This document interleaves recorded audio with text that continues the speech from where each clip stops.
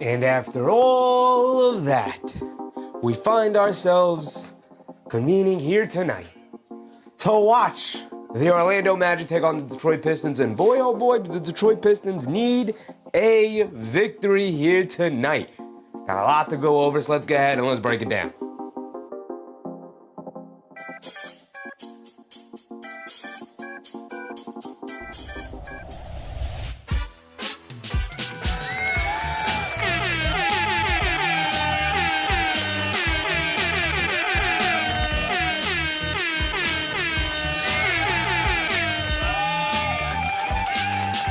That is right. We are indeed back yet again. Here tonight, the Orlando Magic, the Detroit Pistons, out there in Detroit, Michigan. The Detroit Pistons, the number one overall seed, taking on the Orlando Magic. They had to make their way out of the play-in tournament, lost that first game to Philly, ended up taking on the Charlotte Hornets, and the NBA world seemingly counting them out. All the reports about how Jamal Mosley and their head coach are going to get fired, and they're taking on the red-hot darlings of the NBA and the Charlotte Hornets after going down to an Embiid-less Philadelphia 76ers in a very uninspiring game. The last time we saw them in the regular season, going down to the Maine Celtics, their G League team essentially, playing as the Celtics had almost everybody from their rotation, and yet they still could not find a way to win that game. And so here tonight, after all of that, Orlando loses the game to Philly, goes home,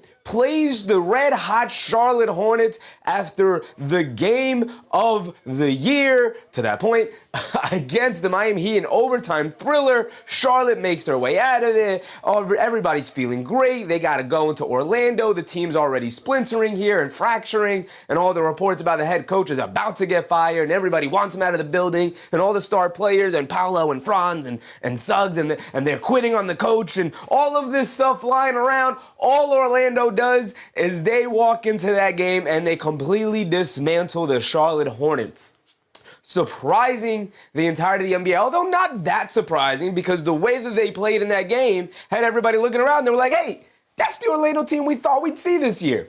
And so they come into tonight, or I should say they went into Monday night or Saturday night, Monday night? Saturday night, Monday night. Either way, they go into their game one of their playoff series against the number one seed, Detroit Pistons. Fully healthy. They got Cade Cunningham back. And yes, maybe he's not 100%, but he definitely did look close to it in game one. He could not be stopped. And all Orlando did was they shut the water off to everybody else. Jalen Duren, you're not getting yours. Everybody else, Duncan Robinson, you're not getting clean looks. Dennis Jenkins, who the heck are you? You're staying as a G League player. Get up out of this series. You ain't going to have an impact in game one. It is entirely up to the Detroit Pistons tonight to show the world what kind of team they are. They have lost their last 11 games as a home team in the playoffs.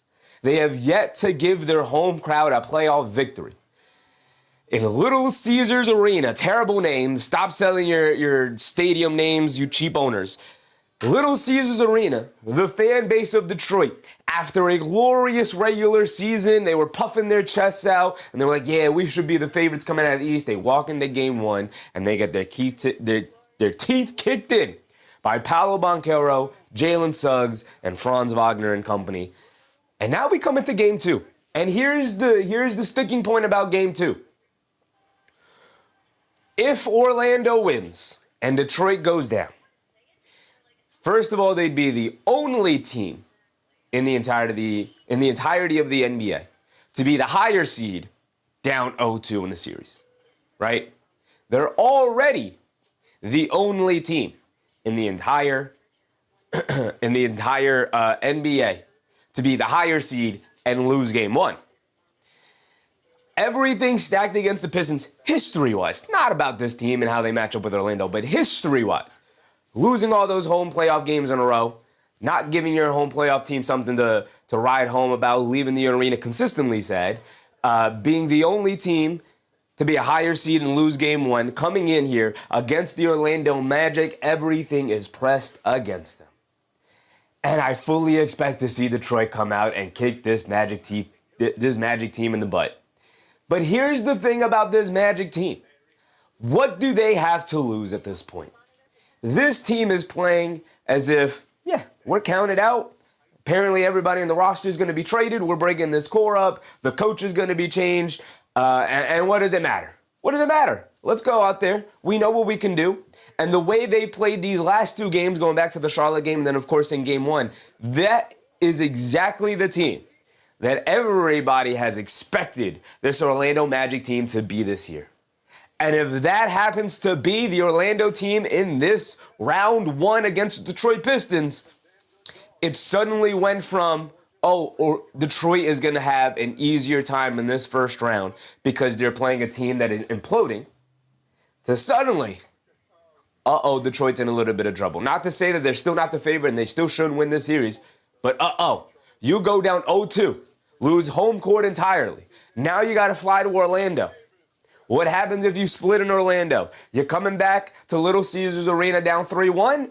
A lot riding on the line. Obviously, still a lot of basketball to play. But like I said, I can't see the number one seed in the East going down 0-2. I can't see it. So I think Detroit will come out and pull this off. So let's go ahead. Let's run down both of our rotations for these teams. As always, appreciate everybody for tuning in. Let's go ahead. Let's start the show. Trapped in the 90s. What's up, Trapped in the 90s? Angela Harding. What's up, Angela? Greg Williams. What's up, Greg? J3. What's up, Jay? Lionel Monas, what's up, Lionel? Appreciate you. Rose, what's up, Rose? Daniel Berry Sports, Ozahar. Appreciate you guys. Justice Dead is cool, of course. George Person, what's up, George? All right. So if we go over to the Orlando Magic here, let's get our trusty pointer out now. Eric Lively, what's up, Eric? Detroit basketball. I can't see them going down 0-2, man. I can't see it. But I wouldn't be surprised. This first quarter is going to tell us a lot about the mentality of this Pistons team. Doing too much. What's up, doing too much? Right, so we're going to start with the away team, the 8 seed, the Orlando Magic. Paolo Banchero put on a clinic. He put on the type of performance that a number one overall pick is expected to put up. He showed out, right? All of the talk, speaking of all of the talk about all the context I gave right before we started, all of the talk of Paolo Banchero has clearly, I don't want to say maybe he's regressed. Definitely don't want to say that, but has not taken the lead that many people needed him to take. Math up. What's up, Math up? Math's up. Math's up. What's up, Math's up? Ozahar, go Magic. Here we go. Jay said, I have a gut feeling Detroit wins going away tonight. I do too, Jay, but I wouldn't be surprised if this is a close game going back and forth and Detroit maybe pulls away at the end. But like I said, it's hard for me to see it. 0-2 for Detroit. It's hard for me to see it. I wouldn't be surprised though. Corey Scott, what's up, Corey? I wouldn't be surprised. I'm leaning more towards Detroit here, maybe like 70-30. But again, if Orlando is just coming into this series after the debacle of the way the regular season ended and all the splintering within the franchise, players going up against coaches and coaches going up against the players and the front office looking at it, trying to separate the two and apparently reporting that the coaching staff is on its way out upon the conclusion of whatever playoff run they go on here. If the players and the coaches had some sort of coming together meeting them, they were just like, screw it. Roll the ball out there. We're going to hoop. I'm going to put my full faith in you guys, and you guys need to put my full faith in us. And if that's where we're at right now with Orlando, and they are back to being the team we thought they were going to be coming into the season, because remember, Orlando, they made the Desmond Bane trade. You have Paolo, you have Franz, Jalen Suggs another year, fully healthy. People were looking at this team, and they were like, top four seed? Top four seed for Orlando, right? Everybody was on the over with Orlando. And they had a pretty miserable season. Again, dealing with injuries throughout the regular season, the coaching staff stuff we just talked about, and everything that went on, the Paolo Banchero, maybe regression or stagnation or whatever you want to call it, did not take the leap that was necessary for a number one overall pick for this team to take the next step. And so you find yourself in a situation where you got to battle your way out of the play and you lose that first game. You're here as the number 1 8 as the 8 seed, taking on the number 1 seed now. And you're just at a point where it felt like, okay, miserable season for Orlando. They made the playoffs, but they're probably going to lose in 4 or 5 games here in the first round to the best team in the East. And it's not going that way so far. But again, only one game. Detroit could come off and rattle the next 4. So it's going to be very important to see how Orlando comes out here tonight. I would think it would be a disastrous effort if Orlando came out and got blown out by the Detroit Pistons. That would be my priority number 1.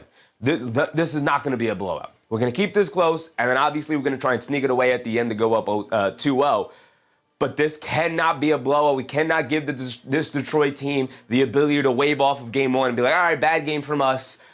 We played much better in game two and we blew them out. Yeah, this series isn't as close as we thought it was, right? Can't allow that to happen if you're Orlando. So I expect Orlando to show up. I expect Detroit to show up. I expect Detroit to walk away with a victory here today, but I wouldn't be surprised if this is a close game and Orlando tries to steal it at the end. Doing too much without doing too much. It's all about matchups in the playoffs, and Orlando matches up well against the Pistons because of their physicality, and defense will be a problem for them. You're absolutely right doing too much, but like I said, this is a team that was on the verge of falling apart completely. Throw matchups out the window in that regard, right? You're right about the matchups, but that's if everything is equal. That's if both teams are healthy and both teams are rearing ready to go into the playoffs. And it definitely looked like the Orlando Magic were not ready to go with the splintering of the coaching staff and the players there. Lanamona said it's a pressure game. I say Detroit going down 0-2. Oof, that would be a disastrous outcome. Remember, they locked down Jalen Duren in that game one. What kind of adjustments does J.B. Bickerstaff and the Detroit Pistons have in mind? Will Duren just be far more impactful here tonight? Will they make it a sticking point to just dead him the ball and let him go to work one-on-one here? Like Doing Too Much said, they match up. Orlando matches up pretty well physicality-wise with the Detroit Pistons. So if they're going to maybe look to isolate Jalen Duren, I don't know how well that's going to work out for them in the long run. Because Wendell Carter Jr., Goga Batadze, they're gonna, size up with them and be like, all right, you want to play through contact? For a guy who doesn't have a ton of offensive creativity, who can create a shot for himself, what you got for us?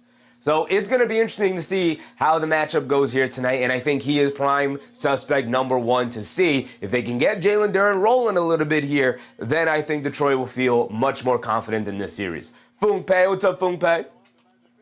Slap your leg because I don't have the proper subscription to watch the game. I'm just going to trust whatever you say. Appreciate you, brother. It is an ESPN game. Lana Monis. It's a pressure game. Yup. Bray, what's up, Bray? Appreciate you, brother. All right, so let's run through real quick. We have about 8 minutes before tip-off. Let's run through the rotations for each side. We know Paolo Banchero. We know Franz Wagner, the two stars. Paolo Banchero did it in the first half. Actually, he did it for a majority of the game, pretty much the whole game. But Franz Wagner was the one who stepped up in the fourth quarter. And a lot of people, including me, feel like Franz Wagner is really the best player on this team when all the chips are down and both sides are fully healthy. He's clearly not fully healthy, dealing with the ankle injury he suffered earlier in the season, has never really recovered from it, spent an extended period out longer than was expected, and just has not looked the same since coming back from the injury. But boy, oh boy, did Franz Wagner start to look a little bit like Franz Wagner at the end of that fourth quarter there. So it's going to be really important for Detroit because you're not going to be able to guard both Paolo, Franz, Bane, and Suggs to slow 1, 2, maybe 3 of those guys down and hopefully hold this Orlando offense, which we talked about all season long, is a struggling offense for the most part. It is not a creative offense to hold them down and take away a lot of their options. But if Franz Wagner's looking a lot more like Franz Wagner, it's going to be a lot more difficult to do that. But Jalen Suggs, to me, was the biggest story, especially to start the game. He came out with the right mentality. The bald man himself, part of the coalition. Appreciate you, brother, joining the team. Yes, sir. Jalen Suggs had a pretty underwhelming regular season for the most part. Again, in and out of the lineup dealing with injury. But very important the way he came out. He set the tone defensively. There's a reason why I call him the most important player on this Magic team. Came out, set the tone defensively, was flying around, picked up 3 stocks to start the game, all of them steals, flying around, getting steals, came up with a big block on Jalen Duren, pushing the pace, diving for loose balls. He knocked down the first 2 threes of the game for Orlando, which really set things in the motion for them, for a team that really struggles to knock down threes. It was a really impressive start, got them off on the right foot, and they didn't look back. Again, it was a wire-to-wire victory for the Orlando Magic. Detroit never led. Desmond Bane missed the 4 first-round picks himself. Didn't have a great game in game 1, right? So there's still some upside here with Orlando's offense where if we can get Desmond Bane going a little bit here, it could obviously help grease the wheels for our defense here, going up against one of the best defenses in the NBA. And Detroit Pistons, definitely one of the most physical, if not the most physical defense in the NBA. But to force their perimeter players to chase around Desmond Bane takes a lot of the pressure off of Paolo Banchero and Franz Wagner just to space that court out. What they definitely need is Jalen Suggs to knock down threes to go alongside Desmond Bane's pressure in order to allow Franz Wagner and Paolo Banchero to cook in those mid-ranges and getting to the basket that they did in Game 1. Wendell Carter Jr., the forgotten 5th man of this starting lineup. We know the core 4, and then you got Carter Jr. as center. He's a little bit of an undersized center, a little bit at 6'10 here. He's more than capable enough. We talk about it all the time. He's good at almost everything you want a center to be good at. The thing is that he's not really exceptional in any one of those things, and he's not a very big presence down there in terms of his size. And so the thing you really want to see him develop as a starting center in the NBA, to remain a starting center in the NBA, is that three-point shot. 31.9% from three is good, but not great. Especially for a center to stretch it out and at least make you think that he can knock down an open three like that. And so he knocked down a couple of shots in that first game. He's going to have to continue to knock down shots during their playoff run here in order to really battle it out with this Pistons team. Anthony Black off the bench again. End of the year, just coming back from injury. He had not looked the same since coming back from injury, but he looked pretty solid. The thing you're definitely going to need from him is a two-way presence and to be confident offensively. And he started to look that as game one went on. He started off rough, but he got better as the game went on. So we're going to see what kind of performance we get from him in game two. We only have about 4 minutes left, so we're going to get through it real quick. Mo Wagner not part of the rotation. He's been replaced with Goga Bitadze, which I think is the correct move. Mo Wagner, again, coming back from an injury. The story of the season for Orlando. All these players consistently coming back from an injury. Gamal, what's up, Gamal? Tristan Da Silva was actually pretty impressive in that first game. Gave him just enough of a punch, including playing alongside of guys like Jamal Cain, who's suddenly risen in their depth chart to have a presence out here in their rotation, the ninth man in their rotation. Not going to play a ton of minutes, probably not going to put up a ton of stats, but having an impact in the game is the number one priority here once you make the playoffs. It's not always about scoring or knocking down the shot. It's maybe keeping a possession alive. It's grabbing that rebound, getting that one stop, whether it's a block or a steal, or it doesn't matter, or just forcing a tough contested shot. That's all that it's about. Positioning, playing well, playing your style. Sacrifice is the name of the game once you get to the playoffs. Numbers go by the wayside. Let's go over to the Detroit side. We know Mr. Cade Cunningham, who definitely looked like the best player on the court in game one. The problem is none of his other teammates really stepped up. The guy who was closest to stepping up, was Tobias Harris. He put up 17 points on about 15 shot attempts, so he wasn't very efficient, was getting shots up there, wasn't knocking a lot of them down. He did find his way up to 17 points, but ultimately did not have the impact that they needed him to. Sleepy Lights, what's up, Sleepy? I don't like to admit it, but my team, Magic, might lose. They might, but they might also win. There's a chance they also win as well. I wouldn't be so down on your team here. I will say, you already accomplished your goal. Now you're going to try and get a little greedy and take 2 games here and go up 2-0. James Sumler, what's up, James, brother? Appreciate you, brother. Appreciate you. Jalen Duren was the biggest story for Detroit in game one, and not for good reason. Jalen Duren had a miserable game one, an absent game one, completely invisible down there. The Orlando Magic completely erased his presence, and we talked about his presence might be the biggest swing factor in this series. If Orlando can continue to hold him down, Orlando will have a pretty good shot of winning this series. If Jalen Duren finally shows up and is the all-star that he made himself out to be this year in the series, then I think Detroit will likely have the advantage and should be able to win this somewhat easily. Somewhat easily. I wouldn't say completely easily, but they should be able to win this in about 5 games. Probably 6 now that Orlando stole game 1. Angela Harding, what's up, Angela? Keith Modeste, what's up, Keith? All is well with the New York Knicks. They remember Indiana series. I'm not too concerned about the Knicks. They lost a really unfortunate way. Got to bounce back, though. David Osh Jr. said Magic Sixers upsets coming. I don't know about the Sixers, but the Magic is possible. End of days with the bend of days. I'm surprised the Nuggets, Celtics, and Knicks lost home court. Not worried yet. It's the playoffs, man. It's the playoffs. We talk about parity all the time in the NBA, and the parity showing up so far here in the first round with all three upper seeds in the East going down in the second game there. Detroit went down in the first game, but like you said, giving up home court, losing one of the first 2. Playoffs are not an easy thing, man. Now, any one of those teams can rally off the next 3 and win their series in 5, and then we look back and we're like, it was a gentleman's sweep, wasn't that big of a deal. So we'll see how these series continue to play out. David Osh Jr. said LeBron Lakers look good. The LeBron and the LeBron Nets look good, man. Ozar said, I think Detroit will win today, but I hope not. I hope not either. All-Star Thompson, the star of their defense here. He is 3rd. He is officially on the ballot, ended up 3rd in Defensive Player of the Year voting. We don't know that for sure yet. Well, I think we do. We know that Wemby won it unanimously, but I think Chet Holmgren ended up 2nd, and All-Star Thompson finished 3rd as the best defensive player this season. And in doing so, his reward was playing 22 minutes in Game 1. He does not really have an offensive game to him. They don't really trust him with the ball in his hands. They don't really trust him to do anything offensively. And we know, like his brother Amin Thompson, he doesn't have a perimeter game. The free throw shooting, bad. The three-point shooting, even worse. And with no perimeter play out there, it's hard to justify having him out there when everybody else is also struggling offensively. So you try to swap him out with better offensive players, but in doing so, you strip your defense away, and ultimately you end up in a situation where you're limiting your team because you should be leaning into your defense, but you can't lean into your defense because it's really handicapping your offense. And it's this give and take of like, yeah, All-Star Thompson's an awesome defensive player, a game-changing defensive player.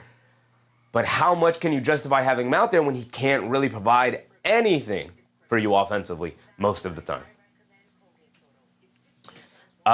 Gilio, what's up, Gelio? It's tough in the playoffs when you can be left open. Yep. Well put, Gelio, well put. When you can be purposely ignored and left open from the perimeter, it's hard to justify having you out there.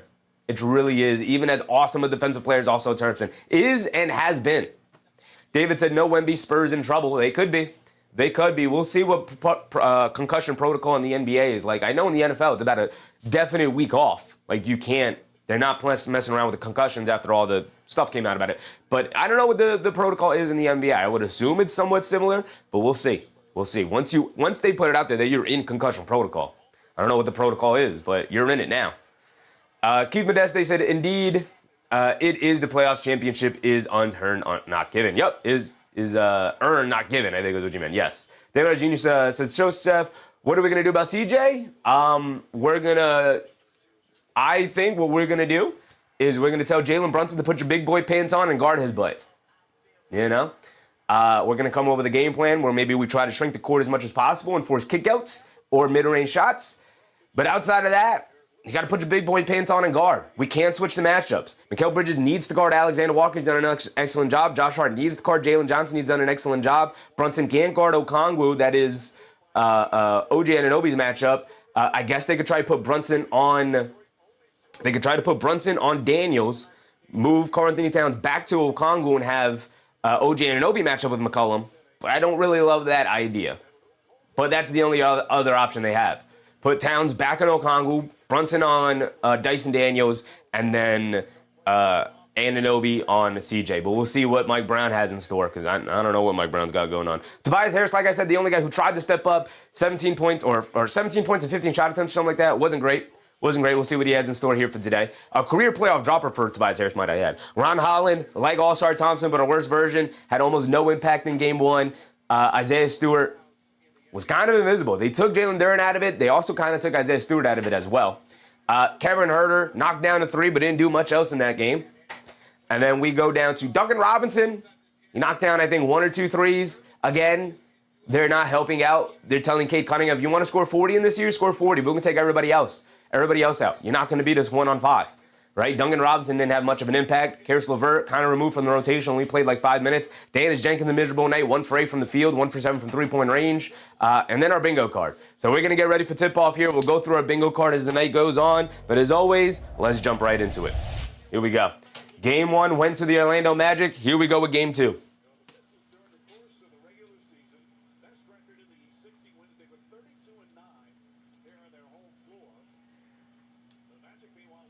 These are our starters. As usual, we know the starters. They have not changed. Nothing will change about it. And it was a bad jump off throw. So they're going to jump it off again.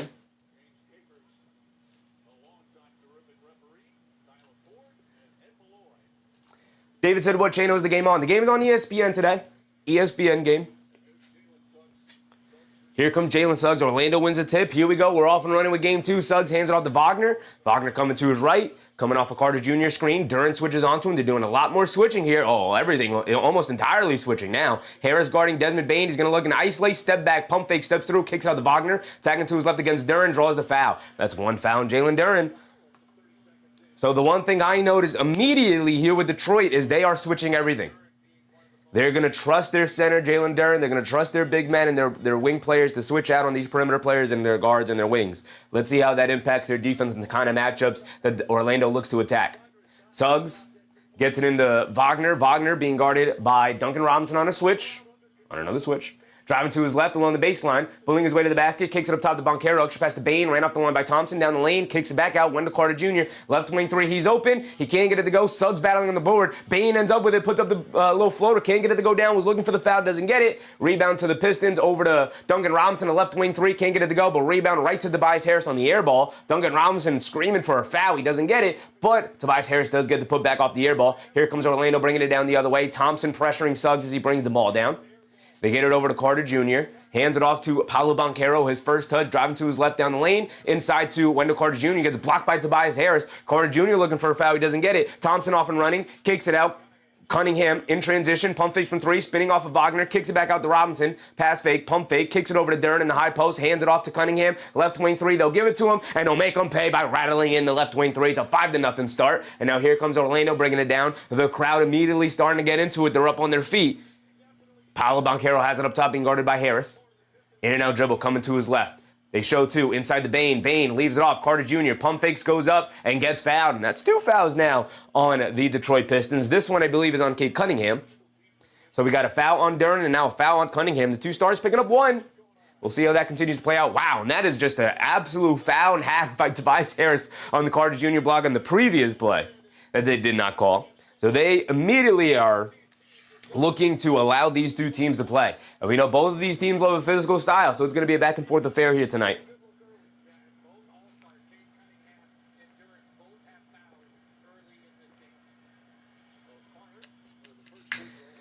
Fear the Deer said, is the Suns on ESPN? I believe the next game is also on ESPN.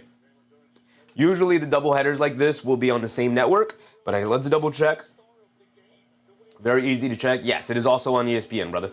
Both games on ESPN here tonight. Felipe, what's up, Felipe? Detroit better shape up. Boy, oh boy, they better. Wendell Carter Jr. splits the free throw, so it's 1-5. 10:30 to go here. Cade Cunningham bringing it down against Wagner. He has it up top. Cunningham coming to his right off the Duren screen. Suggs picked him up. Crosses over to his left, down the lane, shoves it over to Thompson in the paint. Going under the rim, keeping it alive. Little flip shot with the left hand, throws up an air ball. All-star Thompson, brother, what are you doing? Keep it in your strong hand. You're not that good to switch over to the off hand. Banchero on the left wing, dance with it against Harris, driving to his left, leans in, bullies the way to the basket, can't get the flip layup to go. Rebound knocked out to Suggs, extra pass, Bane, wide open right corner three, can't get it to go. Carter Jr., the offensive rebound, tries to kick it out, gets hacked, but it finds its way out to Suggs, no fouls called. They get over to Bane, he's going to shoot the step back straight away, bricks that one, and rebounded to Tobias Harris. And Detroit's defense showing up in a big way here. Orlando settling for a lot of difficult shots right now. Tobias Harris driving it down on Bane, who slips and falls. He gets back up. Harris has him in the post now, leaning in, can't create the space, tries to get it out to Duncan Robinson, throws it at his feet, kicks it out of bounds, ball back to Orlando. So both teams' defenses are kind of showing up in a major way here. Detroit's just knocked down a couple of more open looks than Orlando has. Let's see how Orlando responds. J3, what's up, J3? Prediction for another Mets loss? Unfortunate. Adam Hurley, what's up, Adam? Bruce Fowler, what's up, Bruce? Here we go. Suggs has it up top. Gets it over to Banchero. Banchero over to Wagner. Down the lane in the paint. Scoop play with the right hand. Got it to go down for Franz Wagner. Getting downhill, getting the layup to go. Here comes Cade Cunningham bringing it down against Wagner. Cunningham coming to his left. Bane picks him up. He settles for the pull-up three. Wide right, can't get it to go. Suggs the rebound, gets it over to Franz Wagner. Franz Wagner with the ball in his hands a lot more often, looking a lot healthier, a lot more comfortable here. In transition, Euros down the lane, gets stripped, loose ball. Thompson able to save it, but he's stepping on the sideline, or on the baseline there, and it's going to be out of bounds. It's going to stay here with Orlando after he recovered the loose ball.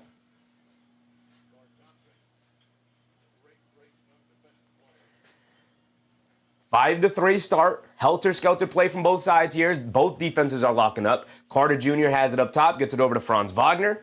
Wagner inside pass to Banchero against Harris, goes up, and a foul on Tobias Harris. That's now 3 fouls on the Pistons. 1 on Harris, 1 on Cunningham, 1 on Duren. Paolo Banchero to the foul line for 2. Orlando not deterred by the physicality one bit that Detroit tried to come out and utilize to start the night. Love to see Paolo get aggressive, go to the rim, not settle for jump shots to start the game. The only guy who's taken, as Banchero misses the first free throw, the only guy who's taken a jump shot so far here tonight has been Desmond Bane, who's missed them so far. Felipe said Orlando undefeated since the play-ins. Well, they lost the first play-in. They got 2 wins in a row. Banchero misses both free throws. That's 2 consecutive missed free throws. Already on the bingo card. Here comes Thompson quickly pushing it down the other way. Has it up top being guarded by Suggs. Suggs almost picks his pocket. He gets it over to Duren. Duren driving it down, picks up his handle. Franz Wagner was poking at it. They get it over to Wagner, over to Cunningham, coming to his left. Step back, nowhere to go. Inside the Thompson, reverse layup. Got it to go. Nice pass from Cunningham, but an even better catch and finish for All-Star Thompson. Here comes Suggs quickly pushing it the other way, trying to push the pace. Inside to Banchero. Layup. Got it to go past Duren. Got it to go past Duren. Duren has the 1 foul already, so couldn't be overly aggressive in defending the rim there. Here comes Cunningham, who has it up top, being guarded by Wagner. Coming to his left. Picked up by Carter Jr. on a switch. They get over to Duren. Paolo Banchero comes over, strips the ball out of his hands. 1 man to beat in. Cunningham goes to the rim, gets blocked by Cade Cunningham there. What a defensive play. Hit ahead. Harris in the paint, up against Carter Jr., who blocks him at the rim. Over to Bane, pushing it the other way. Home run pass. Suggs along the baseline. Hop steps, layup. Got it to go for Jalen Suggs. Cade Cunningham again only had to give a fly-by contest because he's got the 1 foul as well. Doesn't want to pick up 2. Cade Cunningham has it up top, being guarded by Franz Wagner here. Pulls it all the way back out, running the pick and roll with Duren. Franz slips and falls. They get it to Duren, lob it up top to All-Star Thompson, a tried and true play for the Detroit Pistons all season long. The Cunningham pick and roll, leading to a collapsing defense, leading to a baseline cut for All-Star Thompson and a lob pass. 9-7 here to start, 7:30 to go in this first quarter. Banchero has it up top, coming to his left off a Suggs screen. They get it over to Suggs on a switch. Pump fakes, Harris goes for it, steps back, a 3 for Suggs. Off balance, comes up short, long rebound to Carter Jr., hands it off to Bane. Catches, pump fakes, and he's going to hold on to it. Let's run something here. Spins off the Carter Jr. screen. Wide open on the ping and pop. They swing it around off some rotations. Inside the Banchero. Gets it over to Carter Jr. Gets blocked at the rim by All-Star Thompson. What a defensive sequence here from both sides. Here comes Cunningham bringing it down the other way. He has it up top. Picked up by Carter Jr. Over to Duncan Robinson. Jab step. Puts up the 3 over Suggs. He knocks it down out of the right corner. And it's a 12-7 start. Here comes Orlando bringing it down.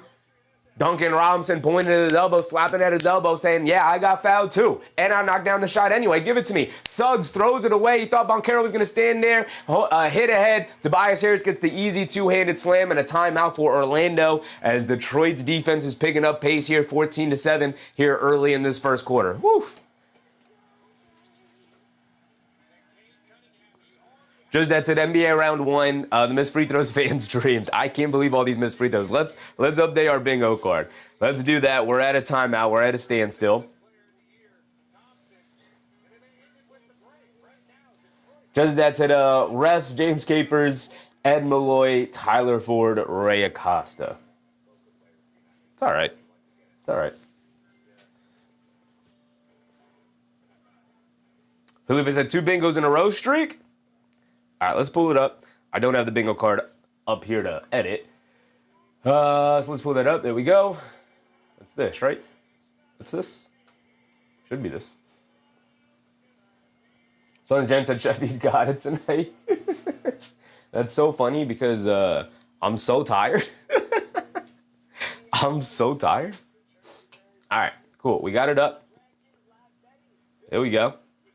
So we have 2 consecutive missed free throws. Let's also look at the stocks, the blocks, the steals from these 2 teams because it is immediately jumped off the page how intense both of these defenses have been to start the game.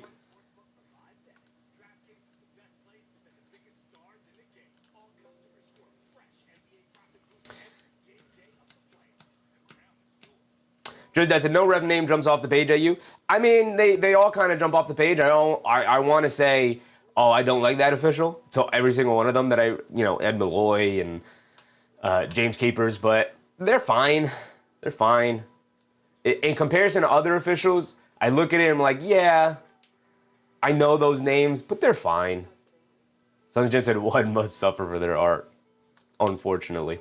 All right, let's pull up the box score as well. Let's keep track of the stock so far.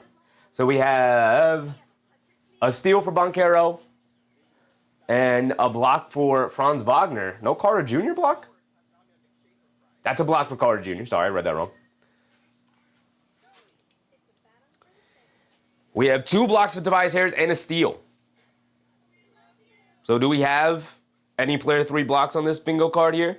Let's go through it. We have Anthony Black for 12, 3 and 3. I lowered it from 15 down to 12 because he has not been playing well offensively, but the 3 and 3 has consistently been there. So let's give him an opportunity of getting it, lowering it down to 12. We have a technical foul, and in a series, in a game that involves both Detroit and Orlando, we're pretty good for a technical foul and a flagrant foul, which is down here somewhere. Wagner for 25. He looks pretty solid in terms of being aggressive and going for the ball here early, or going to the rim with the ball in his hands. We got a failed challenge. We got a triple-double as always, a jump ball. Tobias Harris for 15. He's got 4. Suggs for 3 stocks, and I don't think Suggs has, maybe he's got a steal. Let me take a little scroll back up to Orlando here. Suggs has nothing so far. Nothing so far. 2 offensive rebounds, 3 boards, and an assist for Suggs. But we have the 2 consecutive missed free throws, which we got. Cunningham for 30, which always seems possible, especially for a team that lacks offensive firepower. They're going to need their star to be a star. Thompson for 3 stocks. All-Star Thompson has nothing so far. No stocks so far. Robinson for 3 threes down here. Banchero for 30. Duren for 25. A successful challenge. Goaltend, a player fouls out. And in this series, anything could happen. Shot clock violation. Bane for 3 threes. A logo 3, which I was thinking this was the last spot I filled in. I was like, we got to get rid of the logo 3. There's really nobody in this series other than maybe Desmond Bane, who's capable of shooting from that range. But I left it on there for now. We'll definitely look to change it up with something as the series goes on. But we'll see. Flagrant foul, 4-point play, double-double, and a travel. We don't have flagrant foul on here. Wow, what am I doing? That's what we got to replace logo 3 with. As a matter of fact, maybe at halftime, let's think of this as a flagrant foul. Let's switch this out to flagrant foul. And we got a technical foul on JB Bickerstaff already. Okay, we also have that. All right, we'll change that in a second, but here we go. We're back into it, and it's 8-14. A technical foul already. Suggs on the right wing, gets it up top to Carter Jr., swings it over to Banchero, swings through to his right, being guarded by Duren, over the top pass. Suggs, right corner 3, deep in that corner, knocks it down, and they need 3-point baskets. Jalen Suggs now up to 4. He knocked down the technical free throw as well. Here comes Cade Cunningham, 14-11. They switched the matchup. Actually, Wagner subbed out, so they put Banchero on Cunningham now. And they call a foul on Carter Jr. running over the Duncan Robinson screen. Running right through his chest there. Because that's a retired wedgie. Good move. The wedgie, yes. We retired the wedgie, unfortunately. Obviously, I was not a fan of it, but the community has spoken. We got rid of the wedgie, unfortunately. R.I.P. to the wedgie. Maybe it'll make its return in the regular season next year, but for now, we'll get rid of the wedgie. You guys have spoken. Cunningham has it up top. Being guarded by Carter Jr., coming to his left, off the Duren screen, crosses over to his right, foul line, follow away jumper over Banchero. Well contested, but better offense from Cunningham. He knocked down the foul line pull-up jumper. 16-11 now. We're past the halfway point of this first quarter. Banchero has it up top, being guarded by Duncan Robinson, driving to his right, down the lane, bullies his way to the basket, gets blocked, saves it out to Suggs. Another open corner 3, can't get that one to go. Carter Jr. knocks the rebound away, but right to Cunningham, who's got the running start, going all the way to the rim and throws it down with the left hand. Went quickly, got it to go. Did not get deterred with Jalen Suggs right on his heels there. And threw it down strong. 7 points for Cade Cunningham. He's 3 for 4 from the field early here. I don't have this up for you guys. My bad. Suggs has it up top, being guarded by Thompson. Crosses over to his right at the Banchero screen. Slips it inside the Banchero. Picks up his handle. He's got Duren on him. Faces up. Has it in the mid-range. Pump fakes. Gets it out to Anthony Black. A left wing 3. They give him some space, and he throws up an air ball. Home run pass to Cade Cunningham. Suggs chases him down. Knocks it out of the air, and it goes out of bounds. Not sure if that's smart with Jalen Suggs in the backcourt there to throw those home run passes like that. Crazy, what's up, Crazy? Already have flagrant foul, make a buzzer beater any quarter. Do we have flagrant foul here? We just went through. Oh, we do have flagrant foul. My bad. It's literally right next to logo 3. My bad. Thank you, Crazy. Thank you. Make a buzzer beater any quarter. Yeah, anything might be better than logo 3 for this series. Right? I don't know who is viable to make the logo 3. Karis LeVert gets all the way to the rim and just smokes an easy layup. Battle for the loose ball. Here comes Orlando. Missed a golden opportunity there. Banchero bullies his way to the basket, gets caught in the air, loses the handle on the ball, and it's going to go out of bounds. Or travel. Thank you, Banchero. He didn't allow it to go out of bounds. He picked it up, and it ends up being a travel. So now we got travel and technical foul. Let's update that real quick before they inbound the ball. Wow. Already off and running, y'all. Travel and a technical foul. Where's technical foul up here? All right. We'll update that in a second, but I got the squares filled in. Here we go. Under 5 minutes to go. Cunningham has it up top, being guarded by Banchero, coming to his left. Gets it over to Duren. Up top, being guarded by Carter Jr. Driving to his left, pulling his way to the basket. Layup, can't get it to go. Battle for the rebound, picked up by Suggs. Suggs bringing it down against Thompson. Thompson gives him a bump, and that's a foul on All-Star Thompson right there. So we got a foul on Cunningham. We got a foul on Thompson. We got a foul on Duren. We got a foul on Harris. Harris has since subbed out, but their three best players in my estimation, honestly, four best players. If you want to go that far, that's Harris as well. But Duren, Cunningham, Thompson all picked up at least one foul so far. Now, with 4:30 to go in this first quarter, nobody in foul trouble yet. Picking up one more foul. Oh, no, that's Thompson's second foul. My bad. That's Thompson's second foul. Now, he's in foul trouble. He's going to sub out of the game, I assume. Suggs at the foul line for 2. Yeah, he walks his way to the bench already.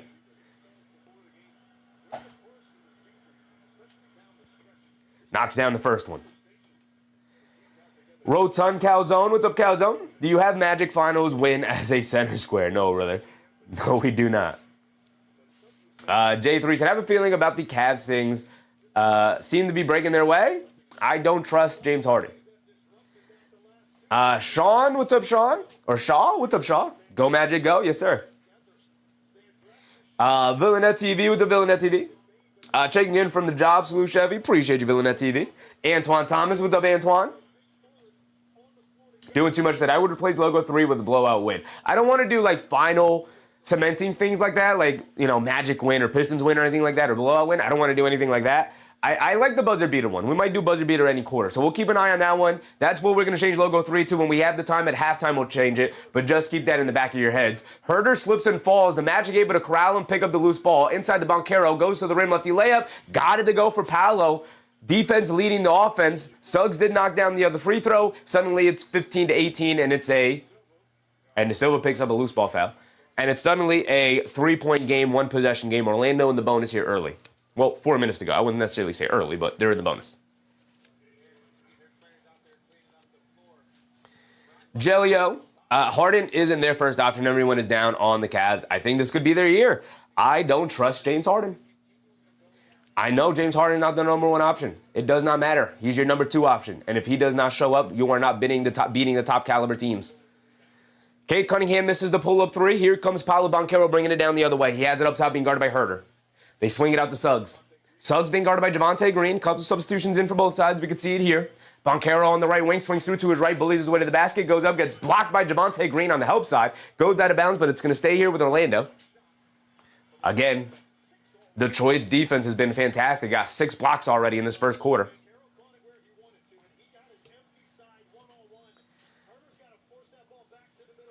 They get it into Suggs. Suggs being guarded by LeVert. Coming to his right off a Batase screen, driving it down inside the Batase, bullying his way in the basket, flips it up with the right hand hook, can't get it to go down, but gets fouled by Isaiah Stewart. And that's another foul to a key player here early in the first quarter. Well, we're not early in the first quarter anymore, but it's early in the game, and it's more than enough time in this first quarter. Well, now you got to think about it the remainder of the quarter, right? You can't pick up another silly foul for your Isaiah Stewart. You're too important to this team.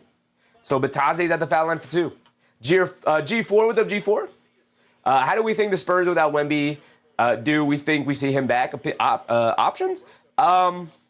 We will definitely see him back. He's in concussion protocol, unless there's a bigger injury to report than that. But so far, he's just in concussion protocol. I assume he will be back relatively soon. Maybe he misses 2 or 3 games, but I don't know. They could still win against Portland without him.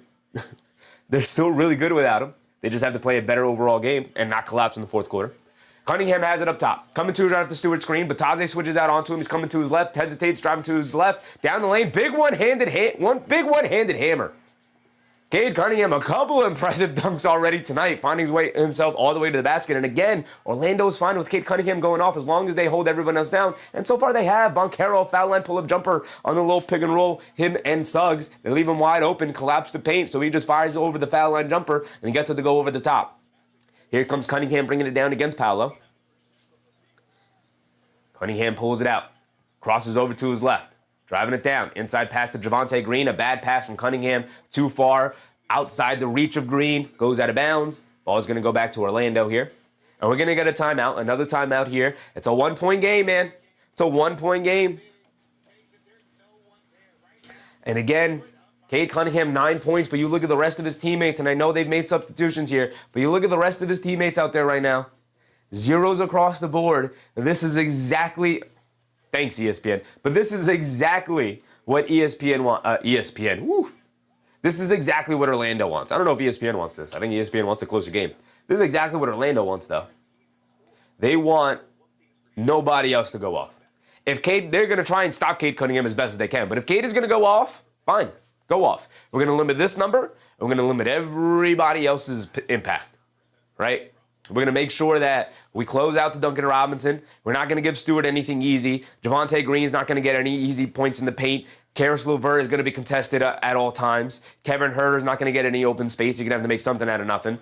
And right now, it's really just Cade Cunningham and everybody else, and nobody else is able to do much.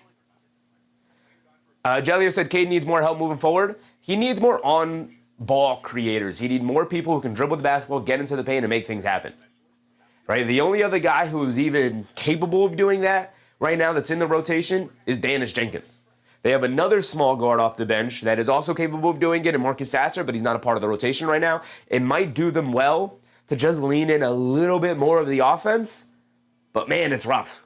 Man, it's rough.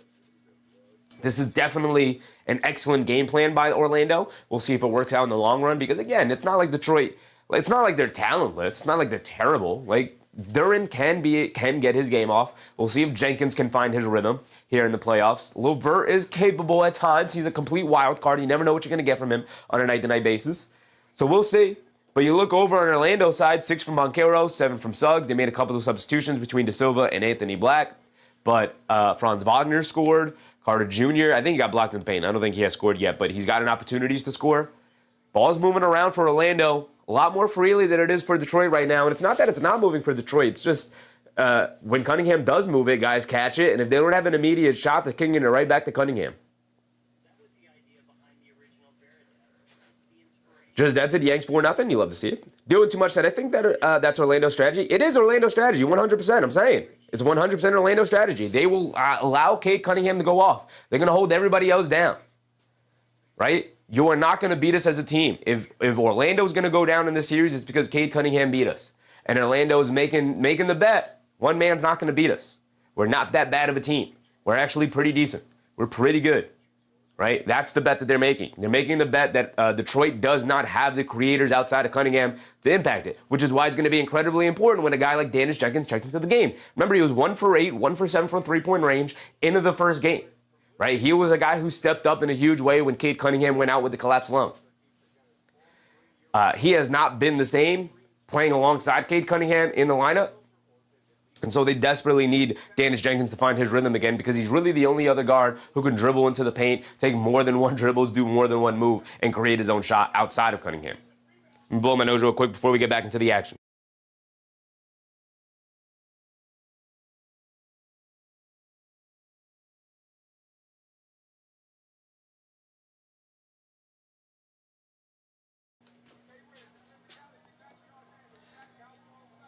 Marketing, what's up, marketing? Duren should be giving them 20 plus. Should be. That's what he did in the regular season, but the playoffs are different. And clearly the attention to detail is take everybody out of this game and leave Cade Cunningham to his own devices one-on-one. And obviously Cade Cunningham's taking full advantage, but in doing so, he's got no other options to go to. Great defense by Isaiah Stewart and the Pistons. Ball denial. Bataze got a call, picked up his handle, had nowhere to go, ended up pivoting into oblivion. And it ends up as a travel.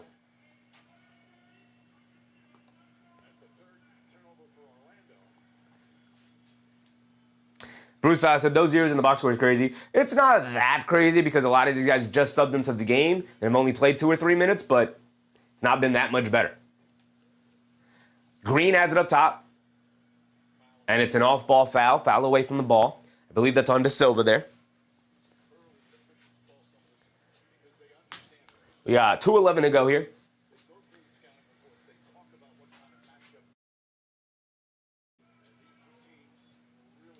Cunningham gets it into LeVert.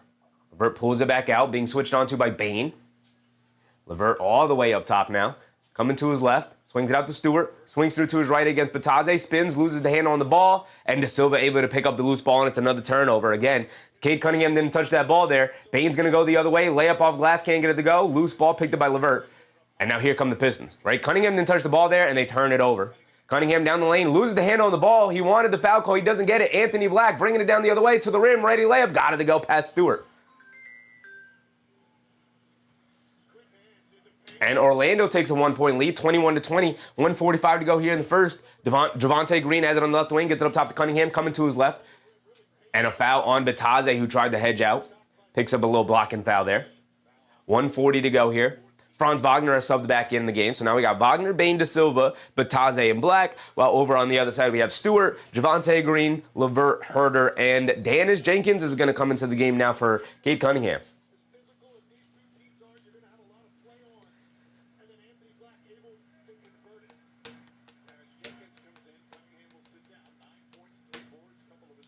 Jay said, loving this right now, watching the Yankees on TV and listening to Sheffy call the game. Appreciate you, Jay. Danis Jenkins has it up top, being guarded by Anthony Black.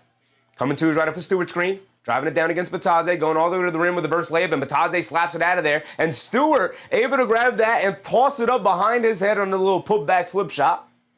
And Detroit takes a 1-point lead again. Bane has it on the left wing, hands it off to De Silva, over to Bataze, fakes the handoff, keeps it. Bataze, looking for an answer, kicks it out to Black, swings through to his left, down the lane, in the paint, gets caught in the air, gets blocked. Another block here for the Pistons. It's a loose ball. Bane picks it up, saves it, but he's out of bounds when he lands with the ball.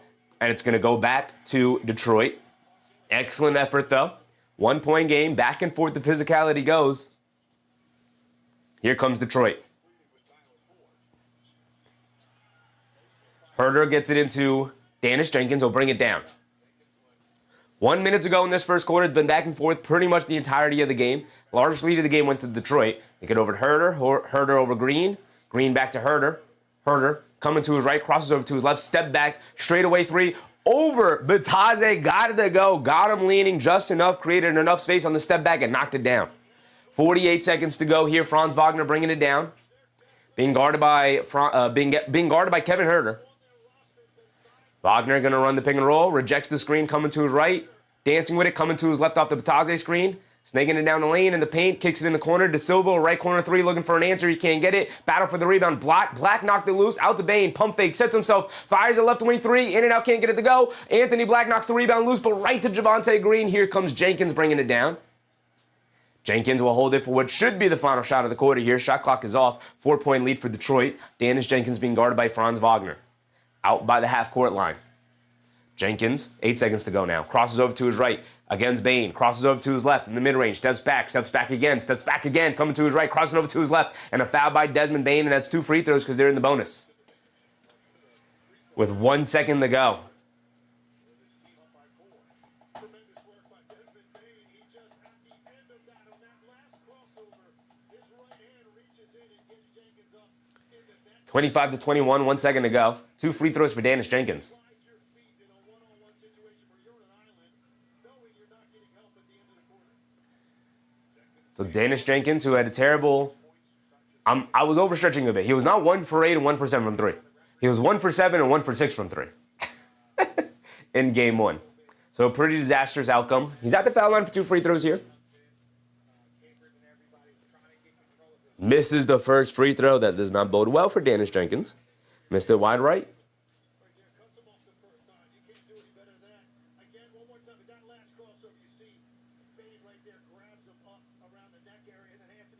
Yer, what's up, Yer? How's it going, brother?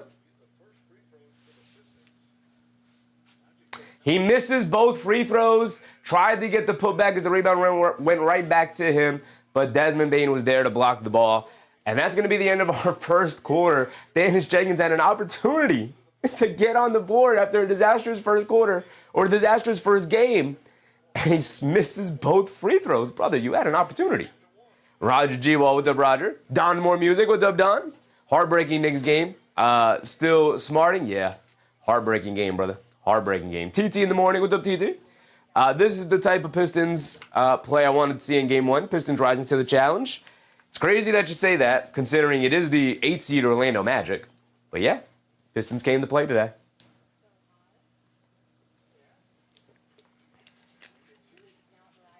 Bruce said, I think all those early timeouts were well used, kept the game close. Yeah, I think the timeout usage has been pretty solid so far from both sides. I think both coaches have done a good job of managing the game. I haven't seen anything in particular that I'm like, oof, I don't know about that. Game 1, I definitely think Mosley outcoached Bickerstaff. Bickerstaff is starting to pile up a not so great playoff catalog here for his career, man. The resume is not looking good for his playoff career, but Hal Leith, what's up, Hal? Good play-by-play calling. Appreciate you, brother. I'm trying. You said Magic just missing any other team will be up in the Pistons by 8 or 9. Desmond Bane, man, their best three-point shooter, 0 for 5 from the field so far here tonight, man. That's rough. That's rough because he's had some open looks from 3. They got to get him going. You got to knock down shots, Desmond Bane. It's not like they're not getting you open shots. You got to knock them down, man. Desperately need your shot making here tonight. Jay said, I am very worried about the Knicks game tomorrow. Roll the ball out. Made the best team win, and the best team should be the Knicks. Shantae Thompson. What's up, Shantae? What are your picks for tonight? What are my picks for tonight? I think the Thunder win in a blowout, and I think this is a toss-up game, and especially so far the way it started. I think this could go either way. I'll lean Orlando because, a little biased here, I kind of want Orlando to win. I kind of want chaos here in the league right now. Kind of want some chaos. Yours said the Hawks are the better team. I guess this series will prove it. Guess the series will prove who's the better team here. May the best team win. In a 7-game series, the best team usually does.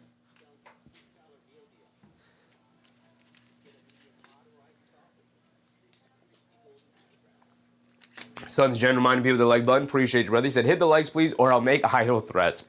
Appreciate you, Sons Gen. If you guys are enjoying the show, hit that thumbs up button. Appreciate y'all. Yours said 2021 all over again. Brother, that Knicks team had Nerlens Noel, Reggie Bullock, and Elfrid Payton as starters. And y'all still talking about 2021. My goodness. Bruce Fowler said, to Jay, me too, but it's par for the course. It will be close, and they'll better for sure. Yeah, I don't expect any of these games to be blowouts. These teams are pretty close in terms of the way they match up. Lana Mona said Knicks going up 2-1 tomorrow, Atlanta in MSG South. That's going to be a very interesting subplot.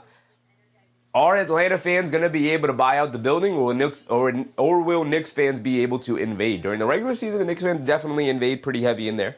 We'll see if the playoffs draw out the fan base.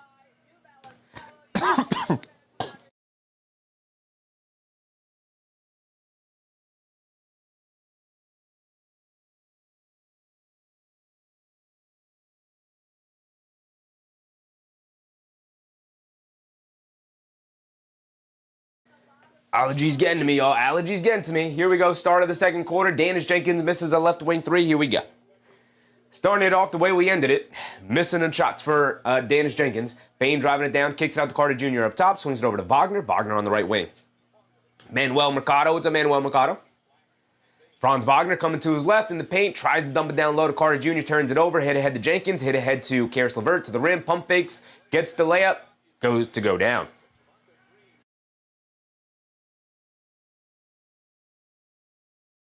Javonte Green ended up limping a little bit there, but he stays in the game. He's looking fine. Franz Wagner kicks in the corner. Jamal Cain, a wide open 3. Comes up too strong, can't get it to go. Ron Holland bringing it down. Sidestep 3 for LeVert on the left wing. Can't get it to go. Rebound, knocked out by Duren. Danish Jenkins able to pick it up.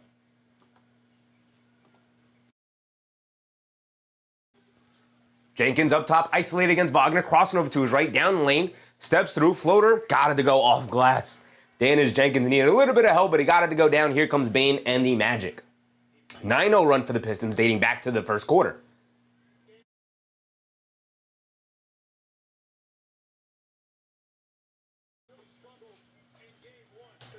Franz Wagner along the baseline, flips it up at the rim, can't get it to go. Rebound, Kareem's right back to him, out to Bane, leaning in, trying to draw the foul, doesn't get it. Over to Anthony Black, standing in the right corner by himself. He can't get the 3 to go. Franz Wagner the rebound, out to Bane. Bane back to Black, ran off the line. Great defense from LeVert to stay in front and cut him off. Inside to Carter Jr., little foul line jumper. He can't get it to go. Nothing going down for Orlando, and this is the worry with Orlando's offense. Nothing going down with the jump shots. Jalen Duren dribbles it off the foot of Carter Jr. He picks it up, goes down the other way for the two-handed slam. They don't call the kick ball. And Carter Jr. with a big old smile on his face.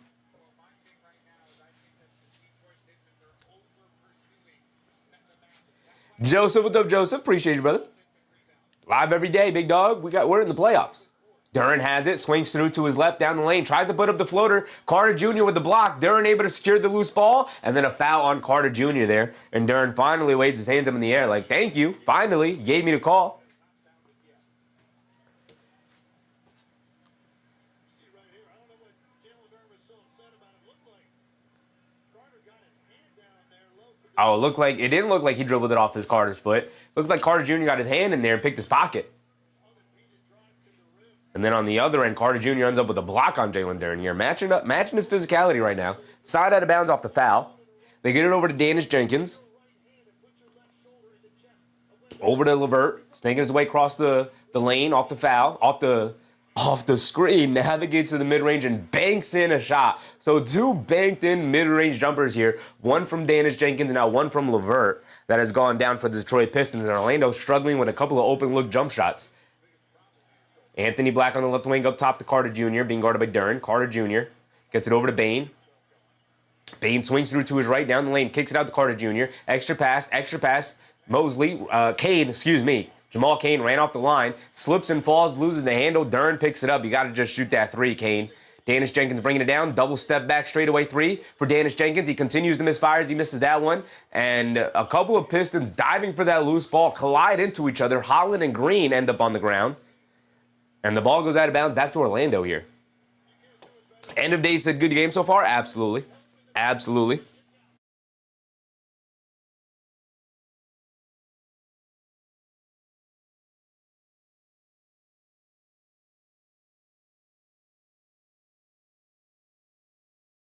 Allergies definitely getting the best of me tonight, man. My goodness. Felipe said Desmond Bane 0 for 6. That has been the killer so far for Orlando. Here comes Anthony Black bringing it down against Danish Jenkins. Blown right past him down the lane. Draws the foul. And a foul before the shot? Foul before the shot.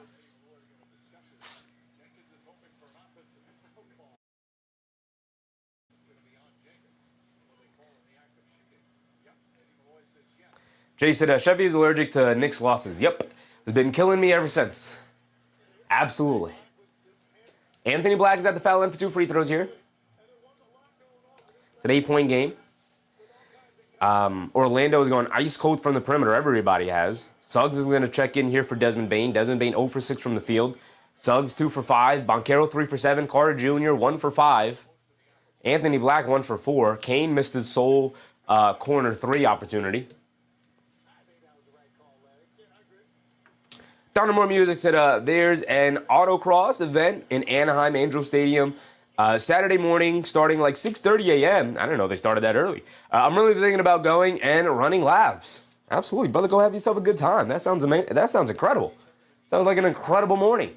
Danish Jenkins, here we go. After 2 made free throws over to Duren. Foul line, pump fake, swings through to his right down the lane, puts it up off glass, can't get it to go. Battle for the rebound. Suggs and Carter Jr. combine, rip it away. Here comes Suggs, shot out of a cannon, lobs it up top. Kane got it off the backboard and fouled as he got the dunk to go down. He took a hard fall, but he got it to go down. What an incredible play.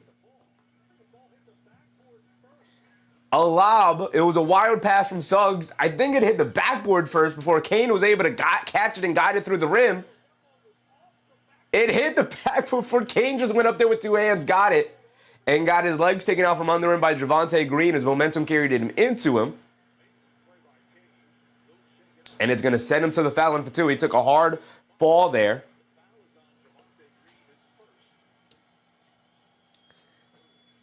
Felipe said, do the Suns keep it close? Probably not, unfortunately. My bad, Sun Gen, but probably not. Jamal Cain misses the and 1 free throw, so it's just going to stay to 2 points. But it's a 4-point game. They kick it out to Levert and transition off the missed free throw. Can't get to the left corner 3 to go. Rebound to Carter Jr. Here comes Banchero bringing it down the other way. And a little over 8 minutes to go here. Banchero has it up top being guarded by Javonte Green. Banchero directing traffic, coming to his left off the go screen from Suggs. Crosses over to his left off the pass, picks up his handle, kicks it in the corner to Black. Black in the right corner, back up top to Suggs, catches in the left wing, pump fakes, dancing with it. Time winding down, pump fakes, ball knocked out of his hands. He throws it up at the rim as the shot clock expires, and that's a shot clock violation right there, and that's on the bingo card. Excellent defense for the Pistons there. Bad offense from the Magic. Let's keep it real. Bad offense from the Magic. We have a shot clock violation. Do we have a timeout? No, we're just going to show SGA walking into the arena. Okay. Where's shot clock violation? There it is.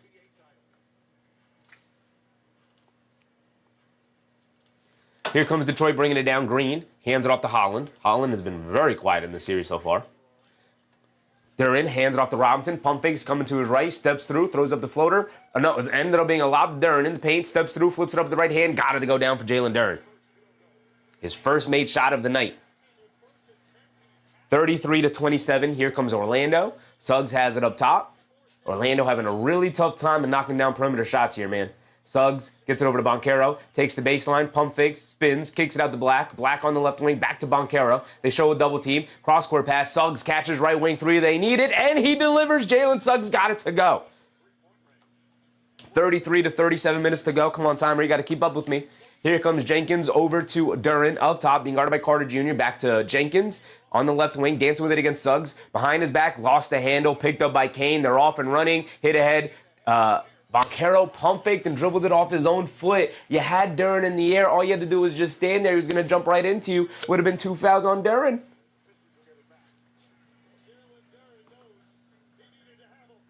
So the ball is going to go back to the Pistons here. Do we have a timeout? We do have a timeout. Timeout here. Orlando got off and running there. They could have cut it back to a 1-point game. I will say, I feel even though Detroit has the lead here, I have felt all night long that it feels, not all night long, but for majority of that second half of the first quarter, final 6 minutes of that first quarter, going up to here, to me, it's felt like Orlando has played the better overall game. And they have just missed a ton of very makeable shots. Now, to that point, Dennis Jenkins also missed a couple of makeable shots. He's 1 for 5 again, but I definitely don't trust Dennis Jenkins.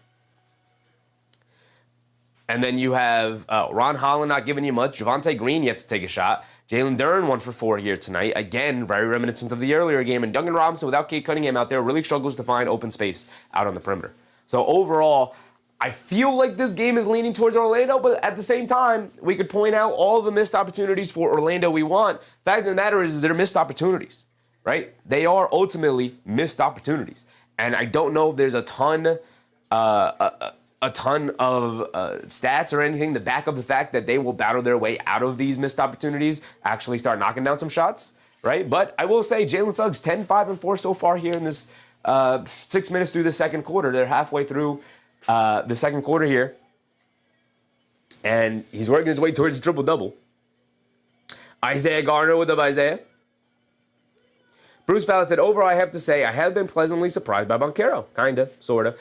I've been surprised by Banchero. Not surprised. I've been happy to see him play well after a really kind of overall up and down and stagnant regular season.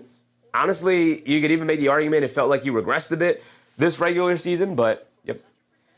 Just that said, Wemby, DPOY, anyone shocked? Nobody should be shocked because it was unanimous. Everybody knew he was going to win that thing. Raphael Matnog, what's up, Raph? Go Magic, use defense magic move. Isaiah Garner said KD can't do anything without Steph. His only 2 championships came alongside one of the greatest teams of all time. Has not really done anything outside of it, unfortunately. Just that's at 22 years old. The only thing that will hold him back just as dead is being able to play these games. Ebony, what's up, Ebony? Hope you're well tonight. I'm doing all right. Outside of outside of battling some allergies here, getting the best of me, but we're still here. We're still live. We're still cooking. So we need Black 12, 3, and 3. He's got 4, 1, and 0. Okay, we'll see how that continues to play out for him. Wagner for 25, not looking great. Banchero for 30 still. Banchero for 30 is not looking great. He's got 6. This might be a Jalen Suggs game. We need 3 stocks for him. What does he got right now? Isaiah Garner said, if the Pistons don't get this game, the series is over. I don't know if I'd go that far, but obviously it becomes a significantly harder series to win, for sure. And you lose both of them at home. But here's the thing. Do you trust Orlando to close out the series? Or do you think Detroit can go off and win 2 games in Orlando? That's the thing. That's the thing, especially when it's a 1-8 like that. Nikki, what's up, Nikki? Poongpei said, thanks for putting it all out there, Chevy. This is my flu game, man. I'm battling through the flu. Suggs still with no stocks. I mean, we had Jalen Suggs, the Jalen Suggs prop here within the first quarter of the last game. So, all right, here we go. We're checking back in. Robinson hands it off to Cunningham, who just checked back in for the final 6 minutes of this quarter. They swing it over to Robinson. He puts up the contested left wing three, can't get it to go. Rebounded by Banchero in the paint. Great rebound, but gets it knocked out of his hands by Harris. Kicks it out to Cunningham in transition as the trailer puts up the three, way off on that one. Banchero, another rebound, clears it this time and gets it over to Suggs. 6:20 to go. So we approach the halfway point, and Suggs bringing it down. Being guarded by All-Star Thompson, who also just checked back in. Tries to get it over. Thompson dives on it, but he was out of bounds. I don't know if that counts as a steal or not, but it's going to stay here with Orlando. Probably not, because they don't reset the shot clock, so we didn't have possession.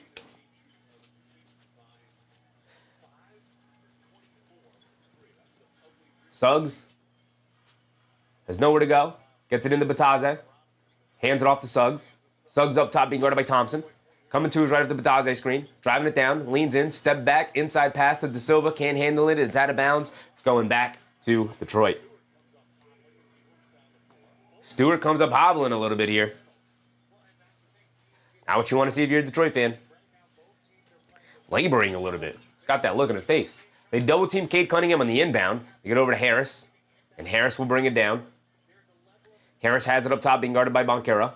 They get it over to Cunningham, being guarded by Jamal Cain. Interesting matchup here. Coming to his right off a double screen. Batase hedges out hard, pulls it out, crosses over inside to Thompson against Suggs, bullies his way to the basket. Layup, can't get it to go. Batase knocks the rebound loose. Rebound gets knocked loose again. Over to Robinson, leaves it off for Cunningham, spins to his right, pulls it out.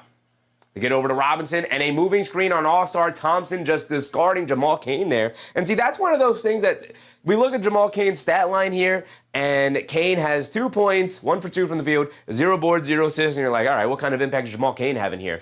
That right there, running through the screen, keeping up with Duncan Robinson, drawing the foul on All-Star Thompson, which, by the way, that's his third now. He has to go back to the bench. Here comes Ron Holland. Is an instance of a guy just playing with great effort and making a big impact on his team and saving a possession and getting the ball back to them. Here comes Suggs bringing it down the other way against Holland. Coming to his right at the Banchero screen. Has it on the right wing. Gets it over to Banchero. Up top, being guarded by Holland. Swings through to his left, trying to bully his way to the basket. Draws the foul. He's going to the foul line for 2. And that's exactly what Orlando needs. The shots are not going down from the perimeter. Put your head down, get to the rim, see if you can draw some fouls. They've tried to do that, but Detroit, playing some excellent defense along with the officials allowing them to play physically and tough inside, has not given the Magic a ton of opportunities in order to draw these fouls. But Banchero going strong there, draws the foul on Ron Holland, who gets hit with the reach. Banchero is 6-3-3. He's at the foul line for 2, and he knocks down the first free throw. He's got another one coming. Isaiah Garner said, I don't know, I trust Orlando more than the Pistons. They have more playoff experience than them. Yeah, I guess. Yeah. About the same. About the same experience, I'd say. Banchero does knock down both free throws. 5:20 to go here. Cunningham bringing it down against Cain. Cunningham coming to his right, driving it down in the paint, goes to the basket, floater off glass, can't get it to go. Rebound by Cain. And Orlando forcing some tough shots here. Cade Cunningham settling for it. Holland slips and falls. Banchero, pass fake, kicks it out to Cain. Swings through to his right, gets pickpocketed by Holland, but gets the foul called. I don't know about that foul call right there. Holland doesn't argue.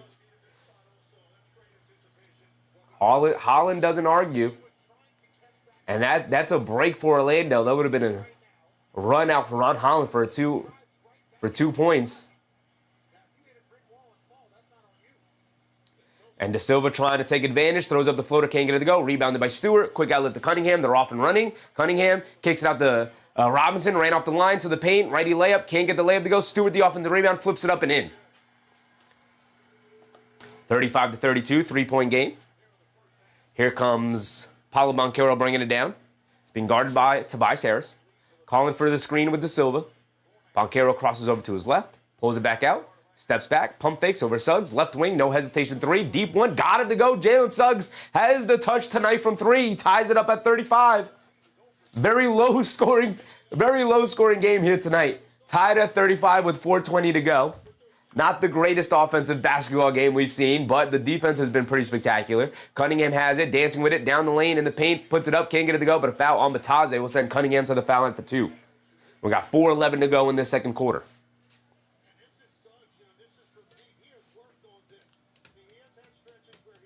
Rotund Calzone said, first to 85 wins. That's definitely what it's feeling like right now. Tied at 35 with 4 minutes to go in the second is crazy. Doing too much said, what's up? How do you feel about the Knicks game tomorrow? Talking to Foompe. Tell you how I'm feeling. I'm feeling pretty good. Think the Knicks are going to handle the business. This Knicks team tends to answer adversity. And after a fourth quarter collapse, I think they will answer adversity again.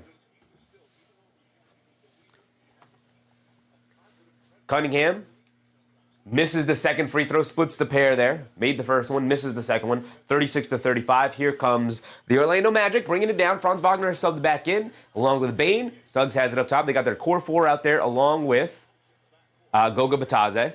Robinson knocks the ball into the backcourt. Banchero recovers it. He's going to bring it down. Got to make something happen with the shot clock winding down. Coming to his left. Believes his way to the basket. Draws the foul. Gets the layup to go through the contact. Isaiah Stewart tried to come over for a block as well. He went right through his chest as well. Got the foul, I believe, on Robinson. Got the layup to go to past Stewart.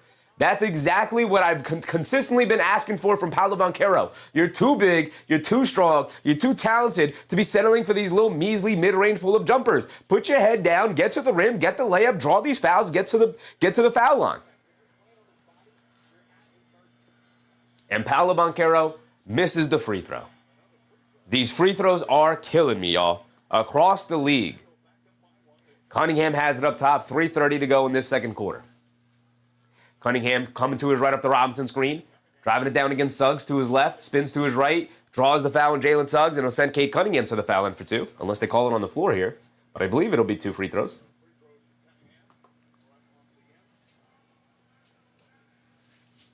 They're not in the bonus, but it is 2 free throws. He did gather the ball on a spin move there, so they're going to give him the free throws.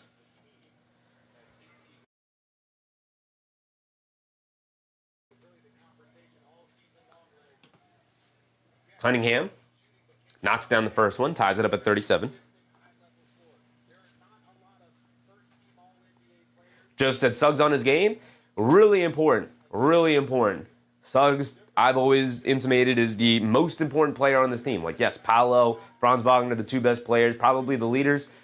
Suggs has to lead by example, especially starting with a point of attack defense. Cunningham misses yet another free throw. These free throws are killing me from both sides, from all across the league, man. The free throw shooting has plummeted here in the playoffs. Wagner gets it over to Banchero up top, swings through to his left. We're tied at 37, hands it off to Bane. Bane pulls it all the way back out, being guarded by Green. Over to Batadze, over to Wagner, coming to his left. Wagner, cross-court pass, Suggs, no-dip right corner 3. I don't know why you would shoot the no-dip 3, but rebounded to Duncan Robinson as the shot came up short. Robinson bringing it down against Batadze. They get over to Cunningham, and it's a foul on Suggs. Battling for position against Stewart down there. How many fouls is that on Suggs? That is only his second foul, looks like. Because he just picked up that foul on Cunningham before, and now it's his second foul. There he goes.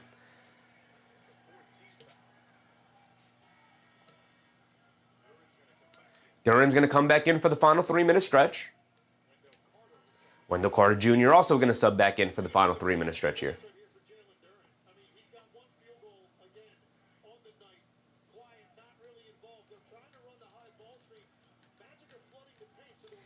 They get it in to Javonte Green.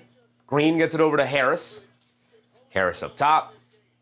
Coming to his left. Swings it over to Cunningham, being guarded by Wagner. On the left wing, looking to isolate, coming to his left. Ball knocked out of his hands by Wagner. Out of bounds. 5 seconds to go in their shot clock. They don't have a ton of time once they inbound to make something happen here. We get a timeout here. Then we're going to get a timeout here with just under 3 minutes to go. 2:53 here in this first half. Aldrian Benedict Galagala? Let's go Orlando and New York. Appreciate you, Aldrian. Appreciate you, brother. I mean, those are 2 teams I think I'm definitely rooting for right now. Foong Pace said the first quarter seemed way more intense. I think the defense is wearing on both sides. The confidence for the offensive possessions is starting to dwindle here. A lot of it is just conceding the one-on-one matchups that the other defenses are trying to bait them into.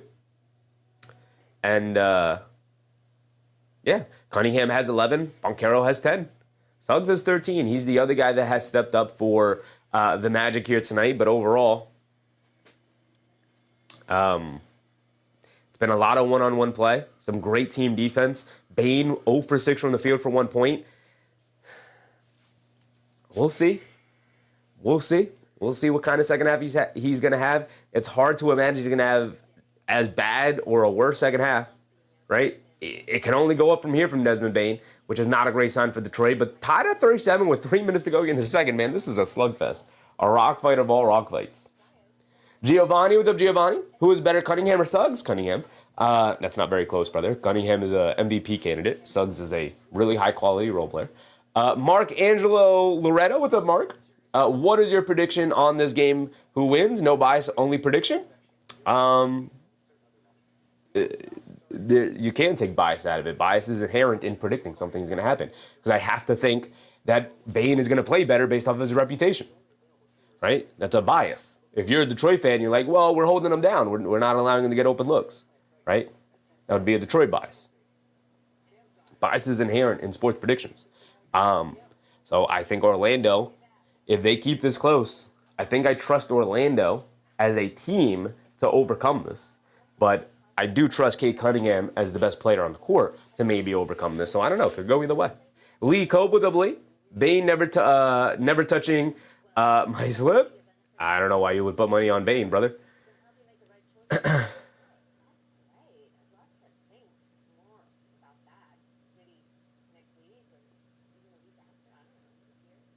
Chi-Chi, what's up, Chi-Chi? Mike Brown, better stop using Cade as a scapegoat. You better start. You better watch his mouth before we start the Fire Brown chants. I'll tell you what, Chi-Chi. I won't have much to. I won't be able to defend him if he. I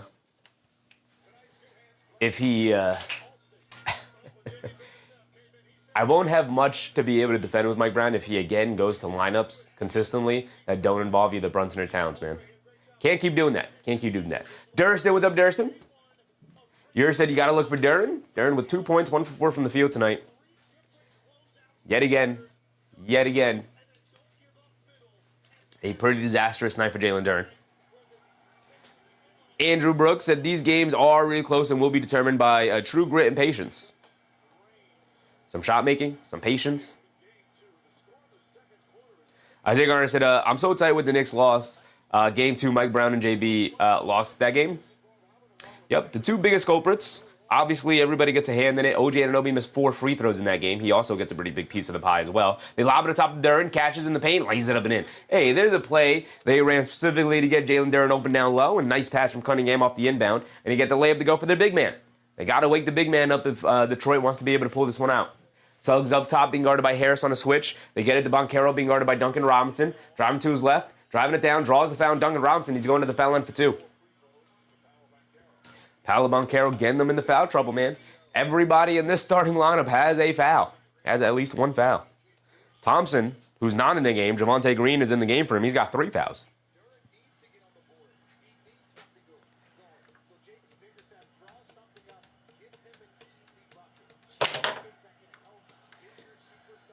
Aldrian said, I think San Antonio Spurs will be a first-round exit. We'll see what happens with Wemby, but it's not out of the realm of possibility if he's missing time. I still think even without Wemby, I got the Spurs winning that series. Banchero misses the first free throw. He's got 1 more coming. MEM said Detroit looks vulnerable. Always. They've always looked vulnerable. G4 said, so Spurs versus Knicks finals? Hope so. I would love it. Banchero does at least knock down the second one. Here comes Cunningham. Being guarded by Wagner, over to Harris. Harris being guarded by Banchero. Harris trying to get it over to Robinson. Good denial defense from Bane there. Harris picked up his handle, has nowhere to go, leaves it off for Duren. Now back to Harris, crosses over to his right, down the lane, flips it up over to Carter Jr. Got it to go for Tobias Harris. Nice move there. Getting into the paint, knocking down the little flip shot. Banchero driving to his right, has it in the mid-range on the right wing. He's going to put Harris in the post.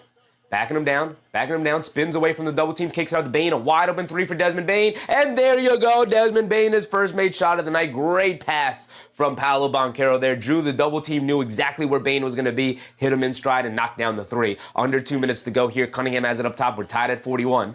Cunningham coming to his right off the Duncan Robinson screen, crosses over to his left down the lane, and the paint flips it up with the right-hand floater. Got it to go down for Cade Cunningham there, just rising up over Bane. Here comes Desmond Bane and the Orlando Magic looking for an answer. Bane has it up top, being guarded by Duncan Robinson, driving to his left, in the paint, ball knocked out of his hands, but another foul. That's 3 fouls on Duncan Robinson now, and Bane will go to the foul line for 2. They are picking on Duncan Robinson, and he is fouling time after time after time after time, and they're going to bring in Kevin Huerter for Robinson now with 1:30 to go in the second. Chichi said, in Orlando we trust. Taking out Detroit would be huge if it did happen. Still got a lot of game left. Isaiah Garner said, Knicks made too many mistakes in game 2. Yep. Everybody's culpable in that loss. Everybody had a bad game 2 ending there. There's no one player I look at and I'm like, well, they played fine. Nope, they all played poorly. Bane at the foul line, missed the first free throw, does at least knock down the second free throw. All of these missed free throws are driving me crazy during these playoffs, man. And here comes Cunningham bringing it down. 12 for 19 for Orlando, 2 for 6 for Detroit. Absolutely disastrous shooting night from the stripe from both sides. They swing it over Green on the left wing, back up top to Cunningham, waving everybody away. He's being guarded by Carter Jr. Cunningham dancing with it, crosses over to his right, down the lane, and the paint flips it up. Got it to go down for Cade Cunningham. Calm, cool, and collected. Here comes Suggs. Suggs bringing it down. 1 minute to go here. Coming to his left off the Carter Jr. screen, down the lane, flips it up to the left hand. Got it to go off of glass. Jalen Suggs with the left hand. The offhand, flips it up there, gets it to go down over Duren. Suggs has 15 points. Cunningham on the right wing, being guarded by Banchero, driving to his right along the baseline, kicks it out to Huerter. A beautiful pass. Huerter open from 3, can't get it to go. Tobias Harris tried to get the one-handed dunk, can't get it to go, but fouled by Carter Jr. Banchero stripped it away from Duren. Banchero signaling to his bench to use a challenge there. I don't think they will, because Carter Jr. was the one called for the foul, not Banchero. So 3 fouls for Wendell Carter Jr. They're going to bring in Bataze. Isaiah Garner said, what's up with Bane being off of this game, especially in game 1, too? A really good physical defense, holding him down, but also just being off, like you said. Just missing shots. Duren knocks down the first free throw. He's got another one coming. Bataze's coming in for Carter Jr., who picked up his 3rd foul there.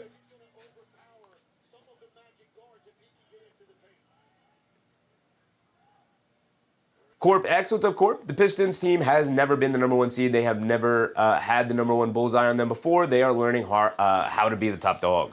I think they're just a vulnerable team that played harder than people in the regular season, and now they're in a series where a team's playing just as hard as them on a night-to-night basis. Suggs misses the step back straightaway 3, can't get it to go. Rebounded by Bane, though, as it came up very short. Franz Wagner to the rim, lefty layup, can't get it to go. Gets ran over by Javonte Green, and they're going to send Franz Wagner to the foul line for 2 more free throws here. My goodness. The Detroit Pistons just hacking and whacking away. That's 2 fouls on Green now. Villanette TV said, how about old man and them Lakers last night? Old man LeBron, man. Old man LeBron. He said, I still got some. I still got some juice. Franz Wagner knocks down the first free throw. He's got another one coming.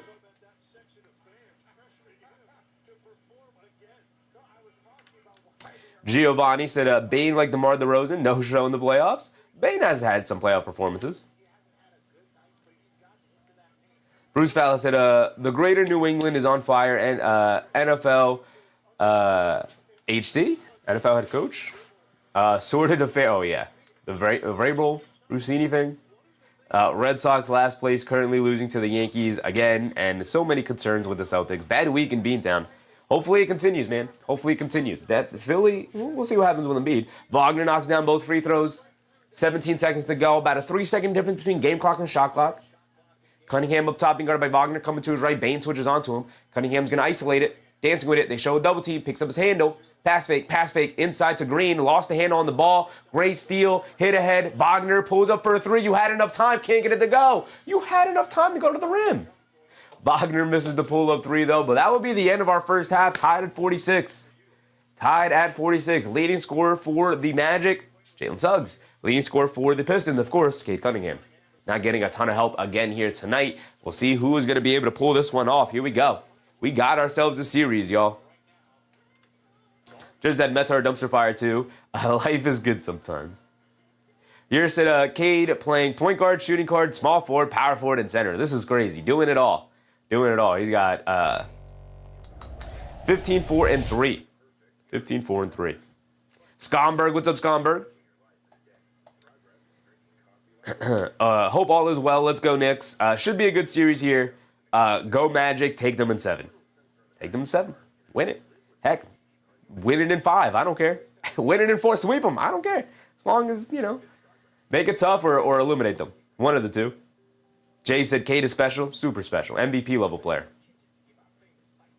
Isaac Arner said, they said Duran was better than Cat. People did say that. They did indeed say that. All right, now that we are at a halftime here, we're going to, of course, go through the box score here. Matter of fact, we're going to leave this here. We're going to set up a new ESPN tab here.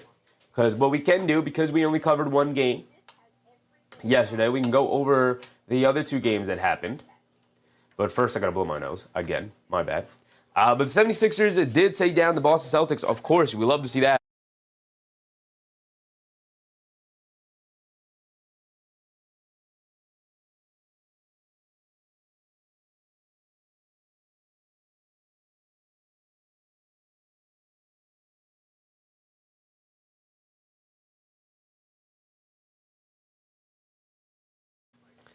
Whew. So the 76ers took down the Boston Celtics in TD Arena out there in Boston. Daniel Dash, what's up, Daniel Dash? DeGo, what's up, DeGo? Who's your favorite NBA team? The New York Knicks, brother. The New York Knicks, who we will be able to cover tomorrow. So over on this game, the story of the game was VJ Edgecombe going off 6 for 10 from 3-point range in Game 2. Giving Philly the advantage. Maxey, overall inefficient game, I should say, not ineffective, inefficient game. 29 points on 28 shot attempts. But sometimes you got to get yourself a basket. 29, 4, and 9 for Tyrese Maxey. But VJ Edgecombe was the star of the show. 12 for 10 from the field, 6 for 10 from 3-point range. No free throws. Just a straight bucket getter. 10 boards as well for the rookie. Showing up huge. And then the bench gave them solid minutes as well. And, of course, the story when the Celtics lose is always the story. 13 of 50 from 3-point range, brother. It gets real tough to watch whenever the Celtics start chucking up threes and missing them like that. Well, that was indeed the story of Game 2 there. That Canadian, what's up, Canadian? They're winning without Embiid. They are winning without Embiid. Yep. Stir Show, what's up, Stir Show? Orlando's secretively good. The thing about Orlando, Stir Show, is everybody expected them to be good. It's actually been an incredibly disappointing year for them. People thought for sure we should be tossing them in the top 4 discussion in preseason, especially after the Desmond Bane trade, and that just was not how it played out. Now injuries played a part in it. It definitely seemed like the teams quit. The players were starting to quit on their head coach and Mosley and the rest of the coaching staff, and suddenly they have found a way to pull it together. Whether it was through adversity or through the fire, maybe they had some kind of sit-down, heart-to-heart team meeting about it and whatnot. Who knows? Maybe they're just coming into it and thinking, well, our everything's burned down anyway, so we got nothing left to really lose. Let's just go out there and play our hearts out. Daniel Dash said White 2 for 10, Pritchard 2 for 8 from 3. Yep, disastrous night. Now, we did cover the Blazers taking on the Spurs the other day, so we know how this game ended and why it ended the way that it ended. The Scoot Henderson game, as it might be referred to from here on out. We did score 18 points in the first game, but he scored 31 points last night. You love to see it. I've been calling out Scoot Henderson almost all season long. We didn't even go back to last year where I was calling out for Scoot Henderson. He had a career night against the Knicks last year, by the way. And I've been high on Scoot Henderson since before his draft class, which, by the way, was Wemby's draft class. So you know he wants to show out in this series. But the late game was the game I was like, I don't know if I want to tune into the late game. It ended up being Lakers versus Rockets, obviously. And the Lakers go up 2-0. No Luka, no Austin Reeves. LeBron James said, all right, I can dip into my old man bag. I can dip into the GOAT bag a little bit. All right, I could pull a little bit out. I know I'm 41 years old. I know I'm in year 23. But I could dip into it a little bit, just enough to maybe get Luka back, just enough to maybe get Austin Reeves back. And this Houston Rockets team, what a disastrous ending it could be to go down to a hampered Lakers team, down 0-2. We'll see how this continues to play out. Giovanni said, Wemby injury prone? A 7'5" guy is always going to be injury prone, brother. Daryl Grant said, is it too early to say, let's go Knicks? Never too early, brother. Forever and always. Daniel Dashku was great. My guy, man. My guy. I almost shed a tear. You can go back and watch the replay of that. I almost shed a tear. I'm so happy for Scoot, man. Never gave in, never gave in, never questioned it. Never questioned whether or not Scoot was going to be an NBA player. Started to get a little dicey there, but never in doubt. Isaiah said Brown was looking like 2018 a little bit. Yeah, I mean, it's crazy to say that too because 2018 is definitely not his prime. That's still post-prime. Food Pay said, this body is going to go at any time. Run them through me, Bronny. I can take it. Okay. Giovanni said, Rockets bounced. Rockets doing panic trades. They don't really have assets, brother. They used their panic trade was Kevin Durant after last year's elimination in the first round. Their panic trade was Kevin Durant. They gave up Dylan Brooks and Jalen Green and some draft capital in order to bring in Kevin Durant, and that's going pretty bad. Canadian said, some guys have been waiting 14 years for KD to pass Braun, and it's never happened. And it has never happened, and it will never happen. Unfortunately for Durant, he just don't got that dog in him. He don't got that thing that puts like all-time great players over the edge. The Jordans, the Kobes, the Brons, the Kareems, the Magics, the Birds. KD don't got that. Doesn't have that. Whatever it is, he don't have that. Right? He's got everything else. All-time great Kevin Durant is. Right? He's going to end up top 15, top 20, probably top 20 around that range. Again, the two championships help elevate him a little bit. But when you look at those championships, do we think the Kevin Durant championships or do we think of the Steph Curry championships? At the end of the day, I think we think the Steph Curry championship, the Warriors championship, that KD was just along for the ride of. And yeah, I know. He was technically, I guess, the best player on that team. But it was definitely Steph Curry's team.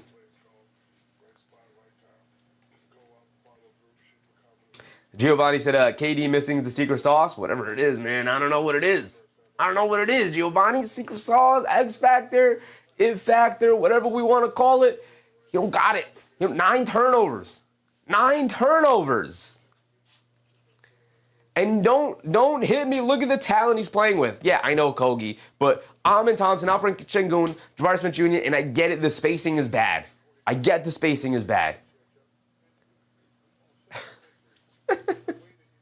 28, 8, and 7, only 3 turnovers. Rui Hachimura, DeAndre Ayton, Marcus Smart, Luke Kennard. Marcus Smart, not a good three-point shooter. DeAndre Ayton doesn't spread it from the perimeter. You got Hachimura and Kennard. And then you play with Vanderbilt, LaRavia, Jackson Hayes. Bronny James got 3 minutes. So miss me with the spacing and the talent and, oh my goodness, Kevin Durant carries such a heavy burden. You can't even hit me. Well, Kevin Durant is so old now. Even older. KD just don't got it in him, man. He don't got it in him. When push comes to shove, he has consistently come up short in his career, unfortunately. The only time he didn't come up short was when he built up such a lead because he joined a team that already won a championship.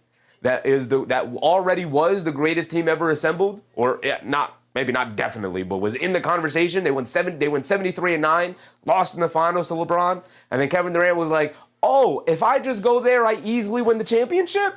I'd do that." And his career hasn't been the same, and people haven't looked at him the same. Isaiah Gardner said KD was never that guy to lead you to a championship. I mean, he's got everything, though. I think he was. He carried his team to a championship when he was with the Oklahoma City Thunder. He was that guy. And maybe he could have proven to be that guy if he didn't give away his prime years being on a team 3 years that didn't need his services. Obviously, put them over an edge where nobody was able to compete with them. It was the most unfair team in NBA history. But in doing so, we don't look at Kevin Durant the same. He never gave himself an opportunity to truly be the guy.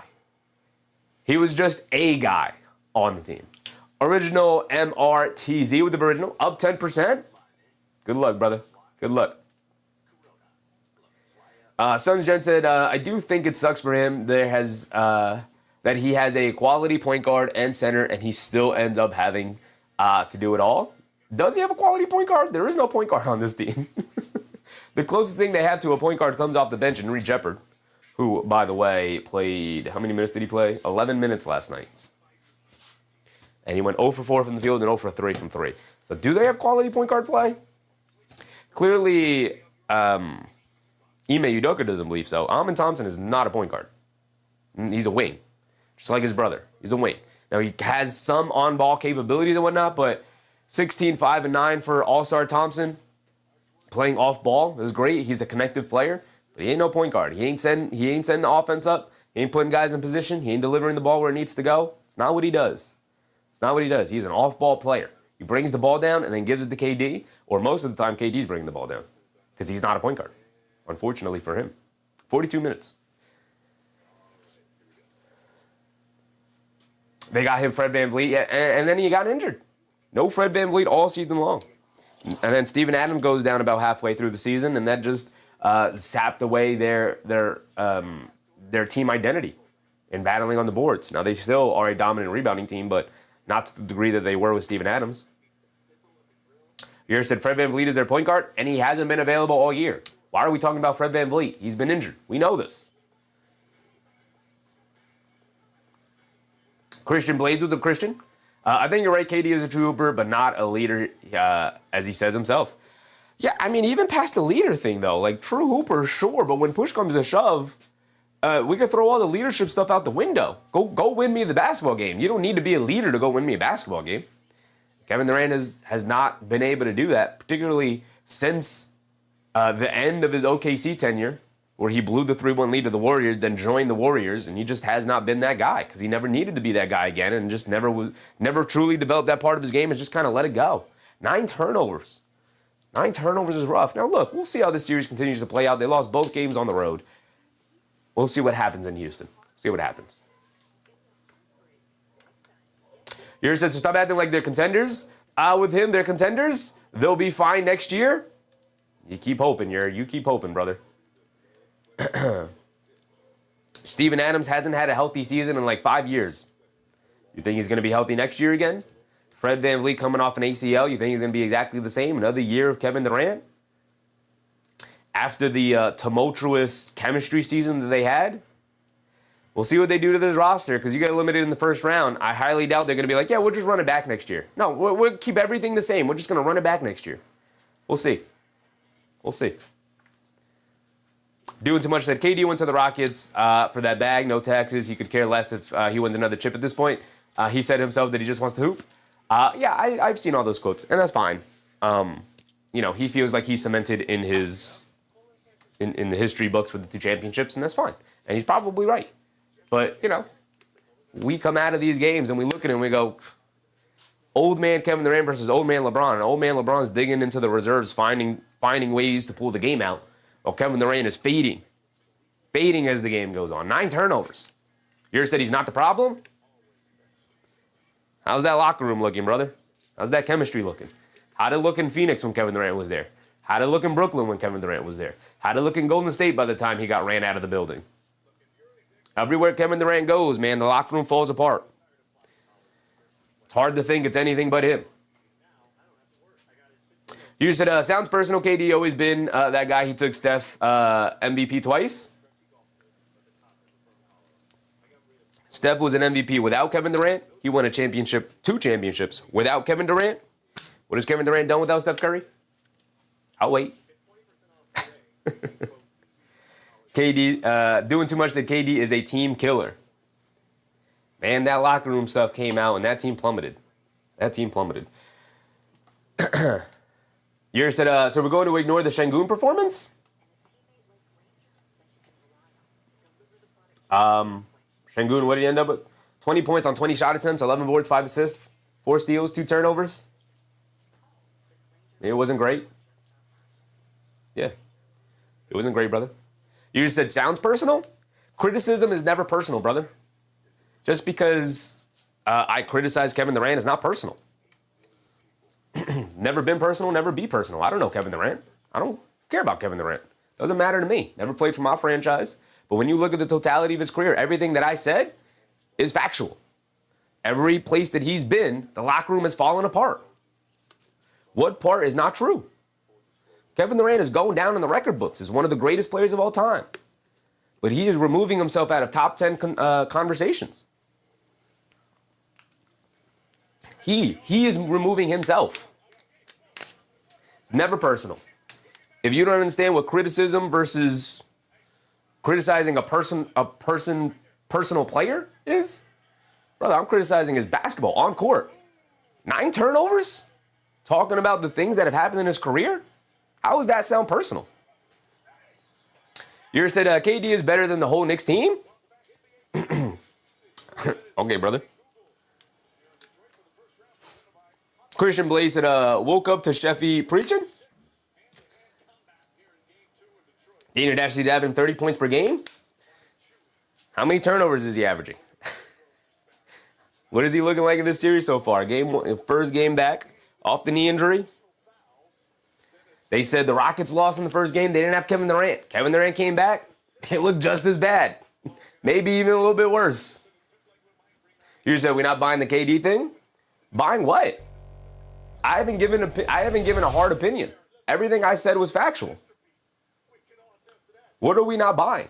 We're not buying the fact that he hasn't done anything since Steph Curry? Since he was on Steph Curry's team? Since he rode his coattails to the championship? We're not buying the fact that every team he's gone to, the locker rooms fall apart? All of that is a factual statement. Now, I can give an opinion and be like, well, I don't like KD. But that's not an opinion I hold. Nor have I given that opinion. You ever said, what has the Knicks done? Nothing. What does that have to do with Kevin Durant? I asked you a simple question. What has Kevin Durant done? And your response was, what have the Knicks done? What has Kevin Durant done, big dog? I asked you one simple question you didn't have an answer to. Tobias Harris in the right corner. Here we go. Start of the second half. We're back into it. Harris, the fall-away jumper, got it to go, and that's one way to start it for Detroit. They got to knock down some shots. Yours said he's a career 28 in 18 years, 2 chips, 2 MVPs, several Olympic chips. We're not buying it. All of that is factual, big dog. What has he done since Steph Curry? I'll wait. Bane knocks down the jumper. They call a foul, and Desmond Bane saying it was a trip against All-Star Thompson on the fall-away. When you say it was personal, user, I guess I hurt your feelings because I'm not a Kevin Durant fan. But never once have I said anything that was not true about Kevin Durant. He is removing himself from all-time great championship talks, brother.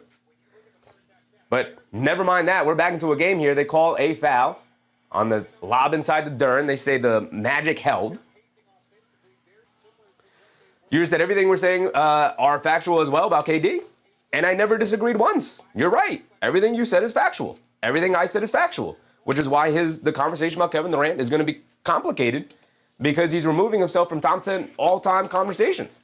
He's going to be barely around 20 as Cunningham knocks down the baseline fall-away jumper. But you talk about it being personal. It ain't personal.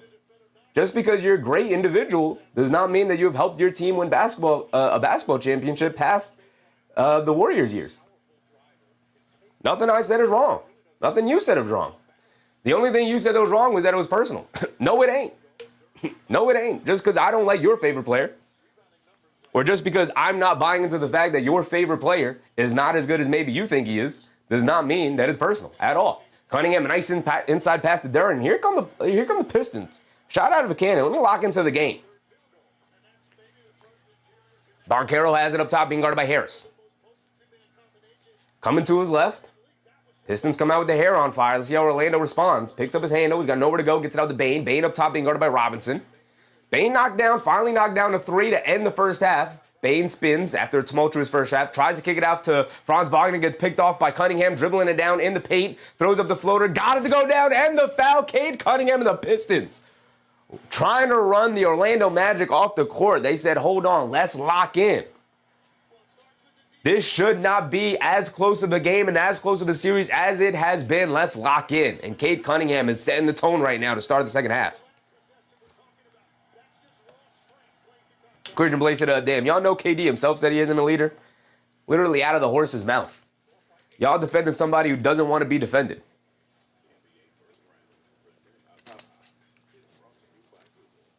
Giovanni said, Pistons kicked it up in another gear in the second half. They have, man. We're going to get an early timeout from Orlando. clearly got to come out and match the physicality and the explosion that the Pistons have come out with. They're going right to the rim. They're jumping the passing lanes. They're attacking the ball handlers of the Magic. They're playing up into the screens, not allowing them to turn the corner anymore. Gonna have to respond some way.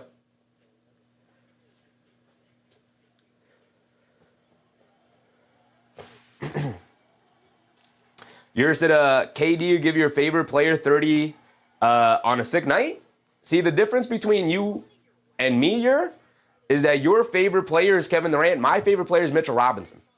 So, sure. We have different values when we watch basketball.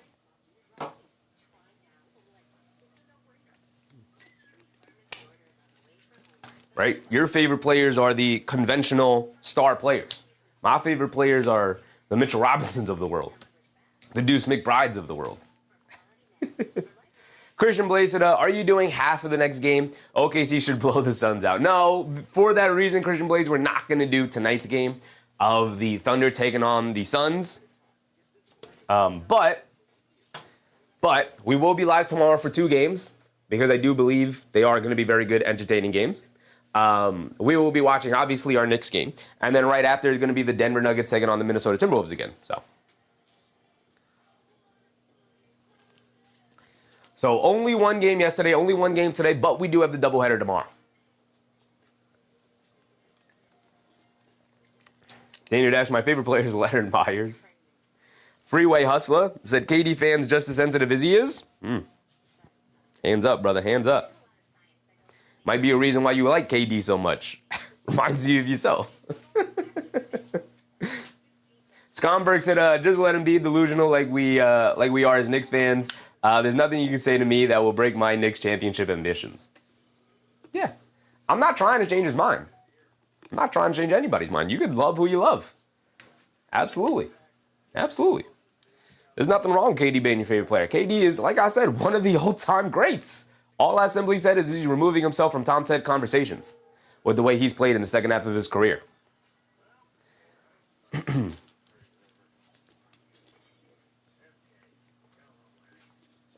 As Jay Gardner said, I'm so glad the Knicks never got KD. I mean that. It's an alternate timeline. Tiz Blocker, what's up, Tiz? What happened? Detroit Pistons came out with their hair on fire, 54-46, and Orlando struggling to catch up. They call an early timeout. But coming out of the timeout, Cunningham, who knocked down the floater, will have a free throw and an and one opportunity. Flex Hart, Mozart, what's up, Flex? What happened to Tyler Kolek?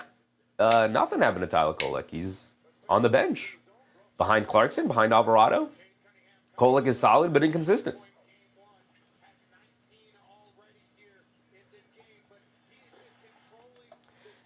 Christian Blaze said, gotta like the Mitch Robinson take. Mine used to be Robert Williams on the Celtics.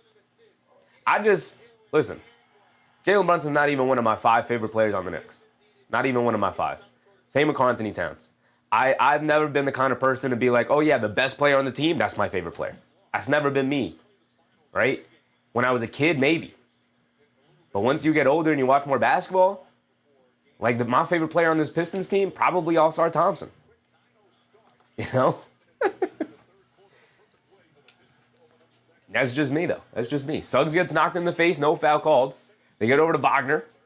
Wagner dancing with it after Cunningham made the free throw. Wagner down the lane, spins, gets double-teamed, and stolen by All-Star Thompson. Here come the Pistons, turning up the defensive pressure, turning over the Magic, bringing it down. Cunningham a 3.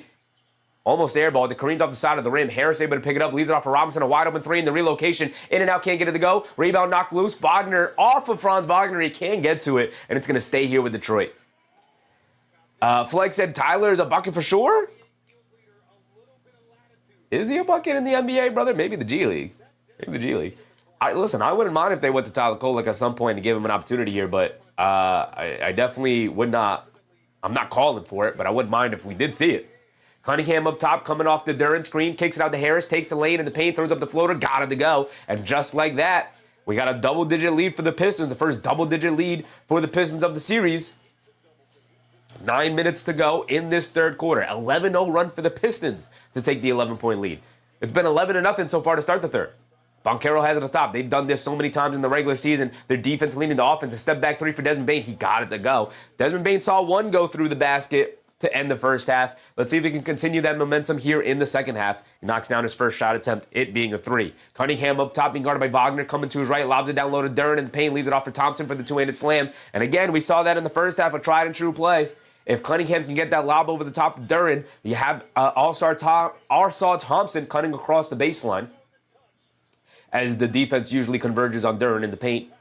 And it's back to a 10-point game. Suggs coming to his left, over to Wagner, pass fake. Wagner crosses over, kicks it over to Bane, pump fake, sidestep. He's got another open look. He comes up short on the three, and it goes over the backboard and out of bounds. It'll go back to the Pistons. Benzino's up, Benzino. Amin Thompson, your favorite Rocket? I don't know if I have a favorite Rocket, brother. Not going to lie. Probably Eason. I do like me some Tari Eason.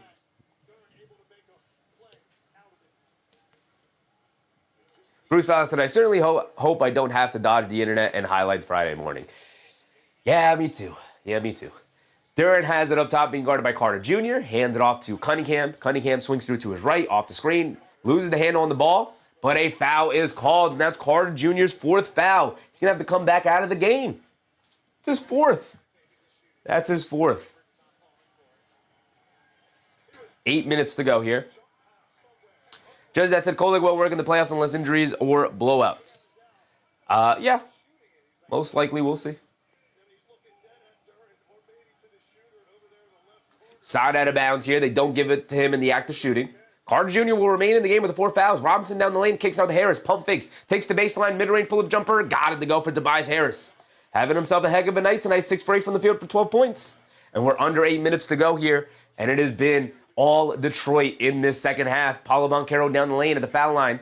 Pump fakes. Duren steps up to guard him. Out to Suggs. Coming to his left. Being guarded by Thompson. Back up top to Banchero. Banchero dancing with it. Steps back for a three. Paolo Banchero shoots up an air ball. Loose ball picked up by Harris. Tough shot for Paolo Banchero. Hit the side of the backboard. Nothing. Doesn't hit the rim at all. Cunningham coming to his left, swings it out to Duncan Robinson, catches, pump fake, sidestep, puts up the three in rhythm, got it to go, and here comes the Pistons, a 15-point lead, and this is what people expected to see in this series, and the Pistons, it took them a while, but are finally delivering. Christian said, there's the Detroit team I know. There they are. Defense leading the offense. Duncan Robinson coming off the flare screen, off the Cunningham Duren pick and roll. Hitting the pump fake, the sidestep three, taking the 15-point lead. Yet another timeout for Orlando here. High Vibe, what's up, High Vibe? Kolik is not a playoff bucket. A coach is willing to go down for it. Yep, that's well put, High Vibe. If Mike Brown threw everything away and was like, screw it, I'm putting Tyler Kolik out there, and it didn't work out, people would look at him crazy. Which is why most teams tend to lean on their veterans. Because at that point, you can justify, well, he's done it before. So, of course, I would trust him to do it again now. I gotta blow my nose again. These allergies are killing me.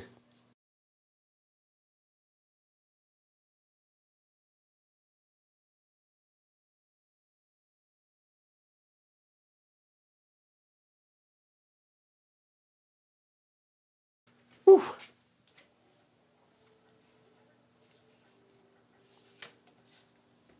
High Vibe said, Hakeem favorite Rocket ever? Maybe Horry?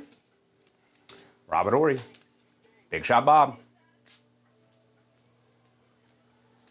We have a 15-point lead, 20 points for Cade Cunningham already, but everybody else starting to get in the action. And this is exactly what Orlando can have happen, right? So Orlando's game plan is if Cade Cunningham's going to go off, you got to hold everybody else down.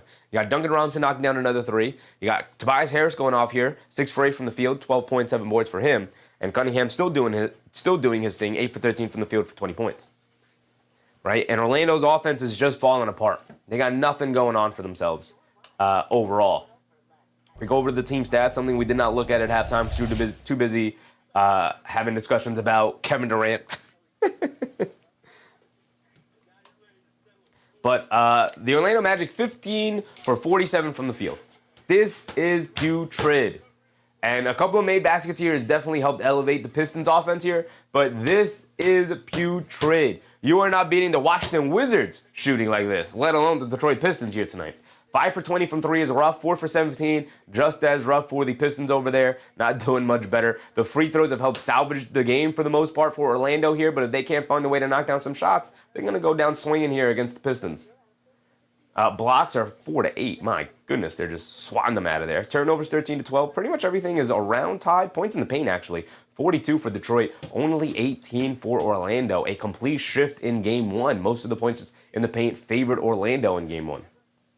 TT in the morning said, we are watching a beast of a game. Meanwhile, Sheffy is getting beat by Mother Nature with allergies. She's kicking my butt, man. She is kicking my butt. She's up 2-0 in the series right now, I got to tell you. But I'm fighting back. Game not over yet. And in a complete flip to what game one looked like, Detroit has been the team leading majority of the way. Up until this last run to start the second half for Detroit, this has been obviously a very close back and forth game, but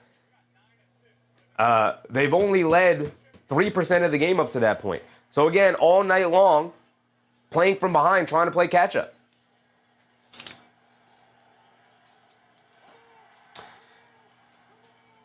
Ramon De Jesus. What's up, Ramon?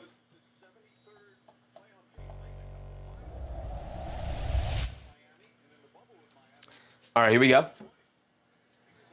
Banchero bringing it down against Harris. See if Orlando has an answer coming out of the timeout. Carter Jr. up top, hands it off to Bane. Carter Jr. with the with the 4 fouls. They get it over to Suggs, over to Banchero in the post, being guarded by Duncan Robinson, coming to his right, spins, kicks it out to Suggs, extra pass to Bane. They don't get the shot off in time. It's a shot clock violation.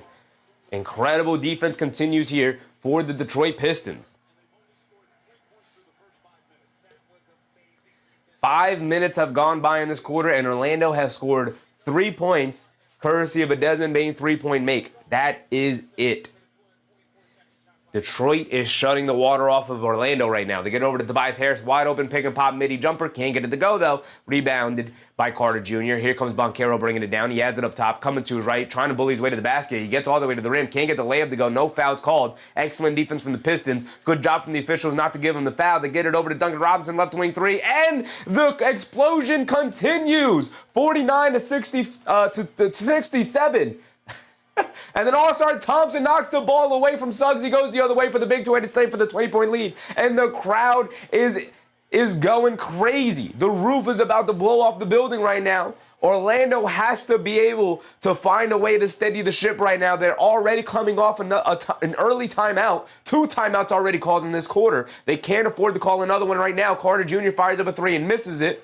And here comes Detroit, 20-point lead. This is what we thought we would get in this series. Cunningham hits the Duren, cutting to the rim, and there is the patented pick and roll between Cunningham and Duren. It's a hard foul from Carter Jr. to Jalen Duren, who takes the hard spill to the floor.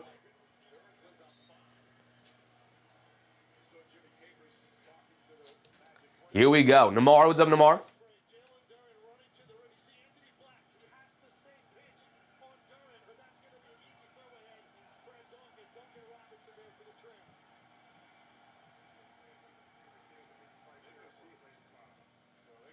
So they're going to see if this meets the criteria of a flagrant foul. I think this is just a regular hard foul, but maybe there's something more to it. You said Vegas called the Magic. I don't know, man. There's nothing. He just fouls him, knocks him out of the air. There's nothing.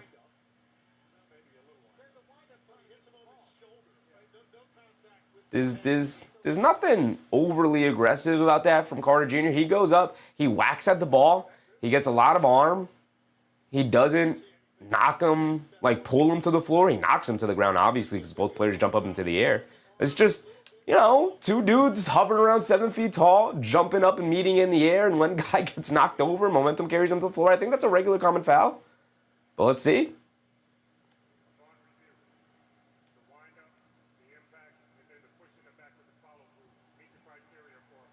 It is a flagrant foul. They do call it a flagrant foul. I don't know about that one, but it's a flagrant foul. That's another thing on the bingo card. It's another thing on the bingo card. I don't know if we're going to get any of these Orlando's props here, but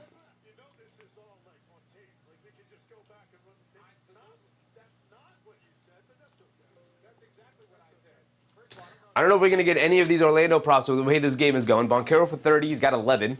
Wagner for, what does he have? What do I have him up there for 25? I don't think he's getting that either. Anthony Black has 4, 1, and 0, so 12, 3, and 3 seems pretty unlikely as well. Bane for 3 threes, he's got 1. He's had a miserable shooting night tonight. Made the one, 2 threes now. 2 threes. So maybe he's got one more on him. Giovanni said, free deluxe Domino's pizza slices for every fan in Detroit. Duran knocks down the first free throw. He's got another one coming. Detroit will get the ball back because of the flagrant. Carter Jr. also has 5 fouls, though, so we might get the player fouls out one as well. But we're really not close to bingo in any area. Suggs for 3 stocks also seems unlikely. He has not had the level of defensive impact that he did earlier, or in the end of one. Yours said you get end stream, it's over. My number here is usually like 25. They lob it inside the Duran, gets the tip and the foul, and now here comes Jalen Duran. Here comes Jalen Duran. 23-point lead. 23-point lead.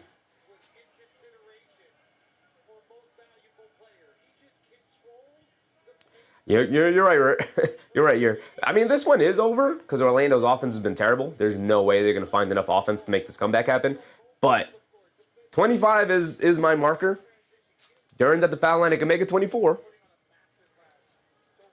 But I'll give Orlando the benefit of the doubt. We'll hang around as long as possible. Duran knocks down knocks down his and one free throw. 24-point game. 5:40 to go. Here we go. We're past the halfway point, and Orlando's still sitting on just 3 points here. Anthony Black gets caught under the rim and throws it away. Hit ahead. They leave it off for Robinson. Pump fake, sidestep in the paint. Steps through. Almost a turnover. It is a turnover. Should have been called for the travel, but he throws it away anyway. So here comes De Silva. Shoves it over to Suggs, and it's another turnover. And De Silva saying it got tipped by All-Star Thompson.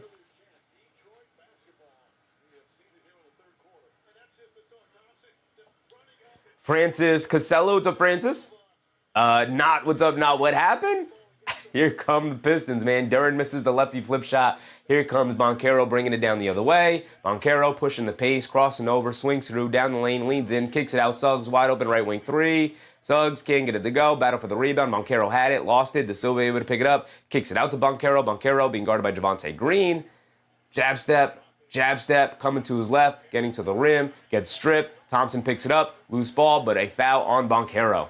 And the defense continues here for Detroit. Roger said, thank you for another great stream tonight, Chevy. We're not going to hop out yet, but yeah, we're on the verge, man. We're definitely on the verge here. Nod said, I just walked away to grab a drink and it was 46-46. Yeah, we were tied at halftime. 46-46. Orlando has scored 3 points about 7 minutes through this quarter now, as we're under 5 minutes to go. They've scored 3 points. Desmond Bane hit 1 3, and that was it. And now Detroit's in the bonus, and obviously Detroit has scored plenty more points. Bruce Fowler said that happened quick. Defense leading the offense, as well as knocking down shots, finding open areas to knock down some shots. Christian said 27-3 third is what happened. I was just warming up food, shaking my head. This is terrible.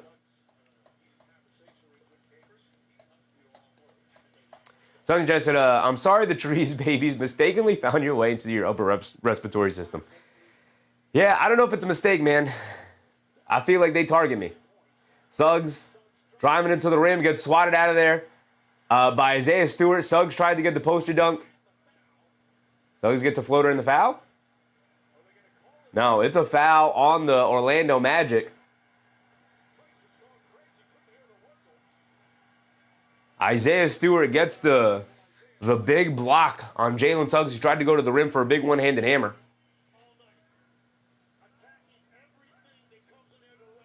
Kind of lost it on the way up, too, though.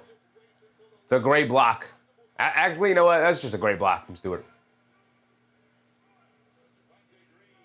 Beer-battered gummy sharks at Orlando back to earth, I see. Yep.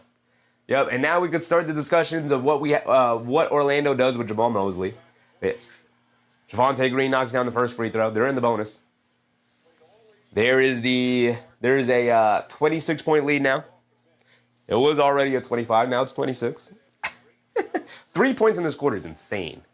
Insane for Orlando, man. Just as I said, I've never seen a 28-3 quarter in the NBA.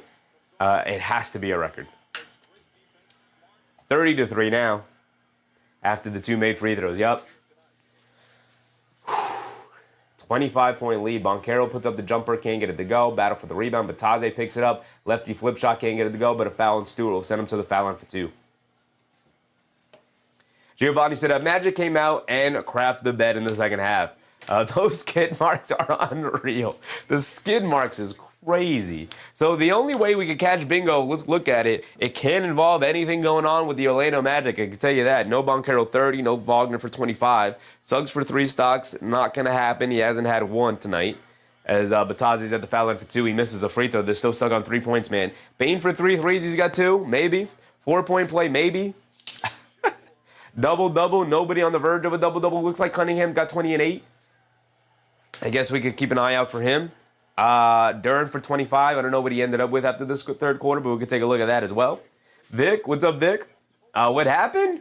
The Pistons, man. The Pistons happened. This is what the Pistons did during the regular season. Batadze finally knocks down a shot, giving them 4 points. But we got 4 minutes to go here, y'all.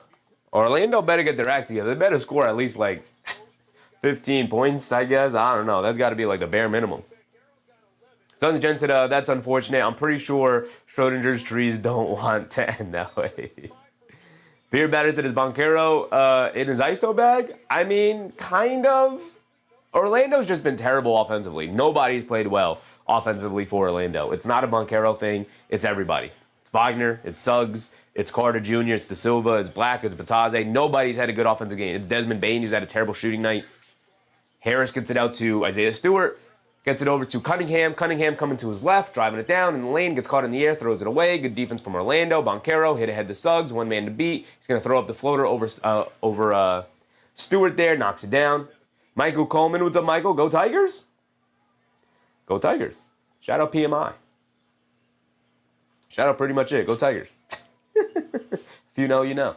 They get it over to Tobias Harris on the right wing. They kick it out to Javonte Green, over to Karis LeVert, being guarded by Suggs. LeVert pulls it out, kicks it up top to Harris. Harris being guarded by Banchero, driving to his right. Pull-up jumper. Tobias Harris can't get it to go. Rebound by Batadze. It's a 24-point game. If they can get it to under 20, I guess it's possible, but they get over to Banchero, left corner 3. Misses it pretty badly there. Not really particularly close on that jump shot.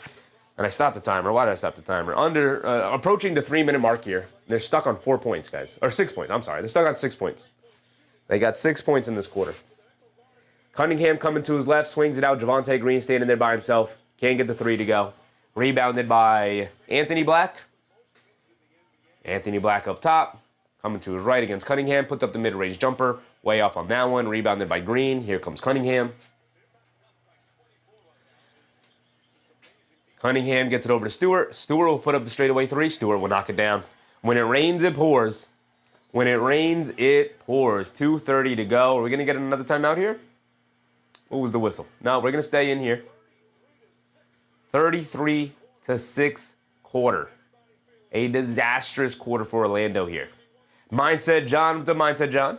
I kind of expected a change in the results of the first game. I mean, yeah. But in the first half, it was close. The Silva knocks down a 3. They got 9. I'm really just counting Orlando's points here, man. They finally hit 9 on a 3 from De Silva. Quieted the crowd just enough. It's an offensive foul from Green. They got those 3 points back, but it's still 24. Just that said, Magic 17 for 57 hurts. That's from the field, too, yeah. From the field. From the field, 17 for 57. That's insanely horrific. Beer Battered said, VJ Edgecombe has leveled up. His aura maxing game is top tier. Knows exactly where the cameras are. That knockdown 3, wink at the camera was crazy shot, I will say. It's a crazy moment. Franz Wagner can't get the little finger roll layup to go down, and then Batadze right there, right in prime position for a putback, just slips through his fingertips. He can't get it to go. Stewart with the layup and 1 over Desmond Bane. And nothing going right. Not a single thing. On one end, the Orlando Magic are missing layups, and on the other end, the Pistons are pushing the pace, getting and one layups. Even when he seems like he's bobbling the ball, not under control. He's got multiple outlets he just knows. Leads to knocking down threes, getting the and one, bringing so much emotion to this game. Stewart knocks down the free throw. Cunningham, by the way, now the 2010 game. Cunningham has the double-double. There's that. 4-point play. And what do we say? Buzzer beater or logo 3? One of the two. I'll take either one of them. We'll try to see if we can get bingo here. They get it up top to Wagner. Pass fake, driving to his left. Kicks it out to Black. Ran off the line along the baseline. Wild reverse layup. Can't get it to go. Gets fouled by Stewart to go to the foul line for 2. 1:40 to go here in the third.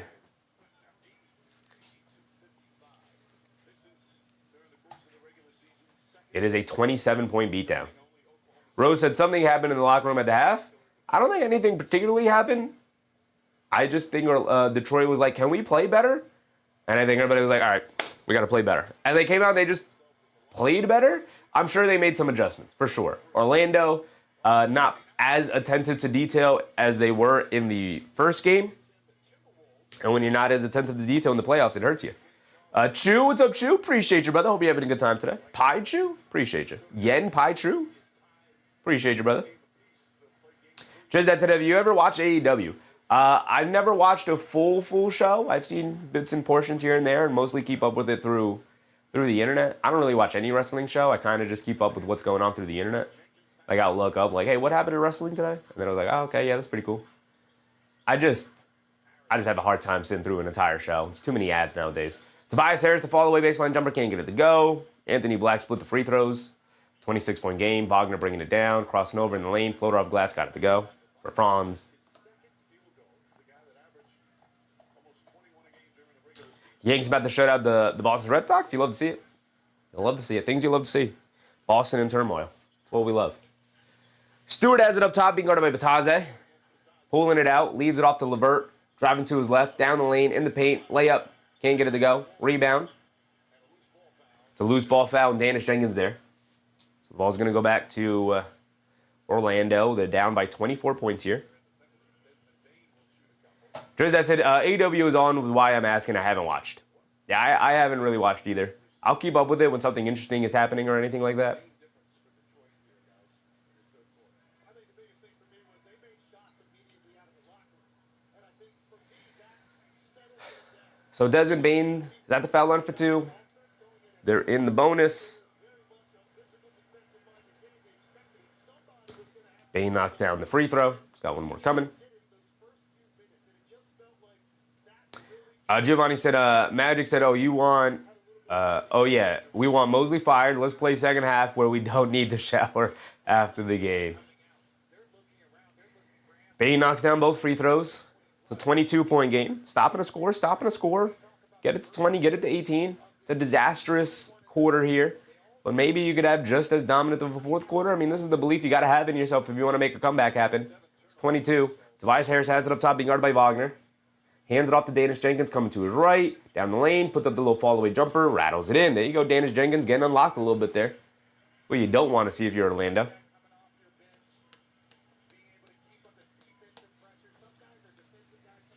Bain has it up top, being guarded by Harris. Should be, no, there's about an 8-second difference between game clock and shot clock, so the Pistons will have one more possession. They go over to Wagner. Franz Wagner bullying his way to the basket, throws up the little floater, got it to go down for Franz. 22. 22 is bad, but not impossible. Highly improbable, but not impossible. But you got to get one more stop. Danish Jenkins struggling with his handle, pulls it back out, driving to his right. Double clutches on the jumper, can't get it to go, and that'll be the end of the third quarter. So we've got 12 minutes of basketball left. We're going to give Orlando a chance to start the fourth quarter here. That was a 38-16 quarter. We were tied at halftime, and they come out and have a 38-16 quarter. 38-16. Mike Justice, what's up, Mike? Is this what you've been doing with my child support money? Crazy. Just that said, this is a repeat. They were rained down in Massachusetts. Oh, we're talking about the baseball game. Giovanni said, will we see Jed Howard and Noah Penda in the fourth quarter? As a coach, I would play my guys until about the 6-minute mark. If we're still down by 20, then I would put those guys in. But we'll see. If Orlando can go on a run and stifle the Pistons start this fourth quarter, you'll put yourself in a position to maybe scare them, make it a game, try it, right? But if not, if Detroit continues to run away with it, then you pull your guys, you put in the young guys.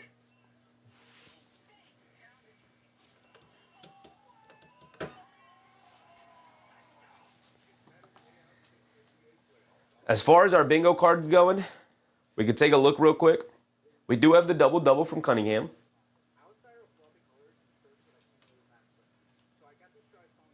Bruce Fowler, you doing the second game? No, I don't know if I could do 2 blowouts in one day. It's rough. It's a rough outing. I do expect the next game to not be particularly close. I'm hoping the Suns can keep it close, but I don't have a ton of faith in it. I'll be pleasantly surprised if it is, and if it does end up being close. But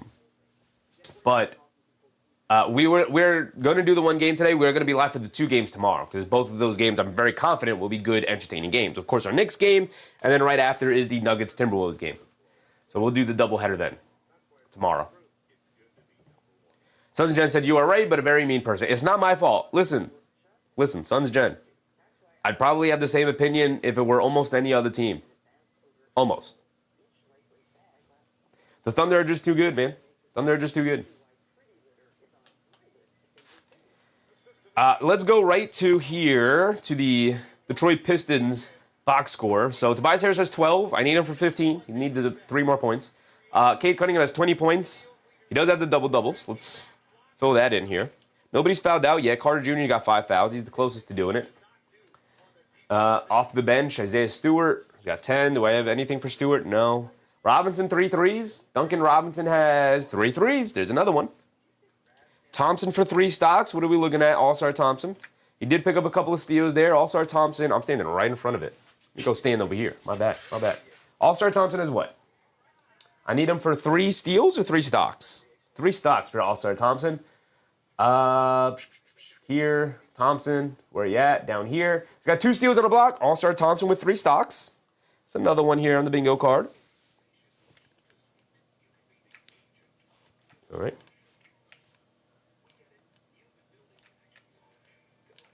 All right.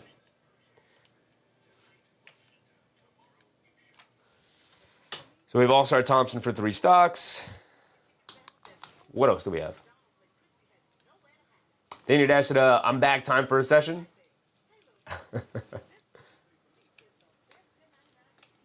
What else do we have here? Banchero for 3 is not happening. Dern for 25, he's got 11. That's not happening either.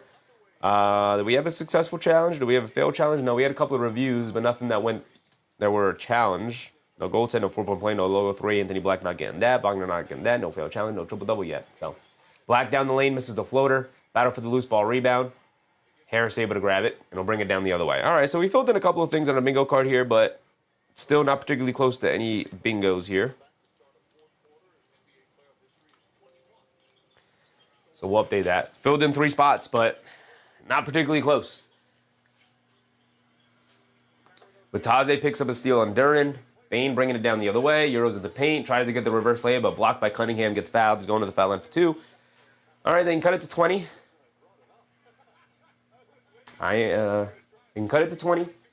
I'm trying to see a comeback happen. Even if they don't pull off the full comeback and win the game, I just want to see it interesting. Christian said, too early to ask about Friday. Are you covering the Celtics at 7 or Wemby coming back at 8? It's a good question. That's a good question.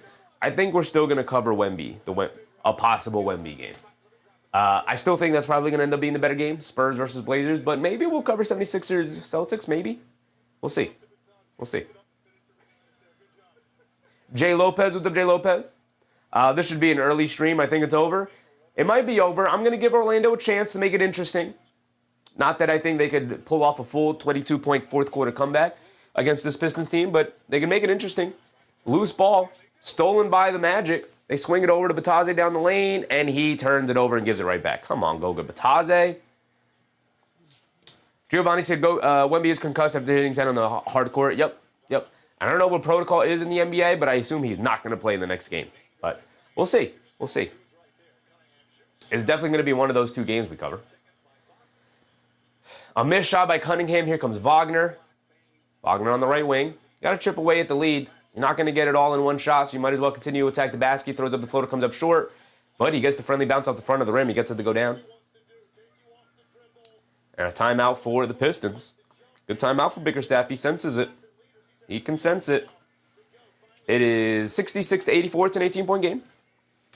10 minutes, 18 points. Comeback could happen. Comeback could happen. Christian said, concussion protocol is 48 hours. He might be on a 25-minute restriction, though. Yeah, we'll see. We'll see. I know the NFL protocol is like a week, so that's what I immediately thought of, but I know, obviously, different sports, different protocols for that. So, Giovanni said concussion protocol, especially with Wemby, probably 7 days without symptoms.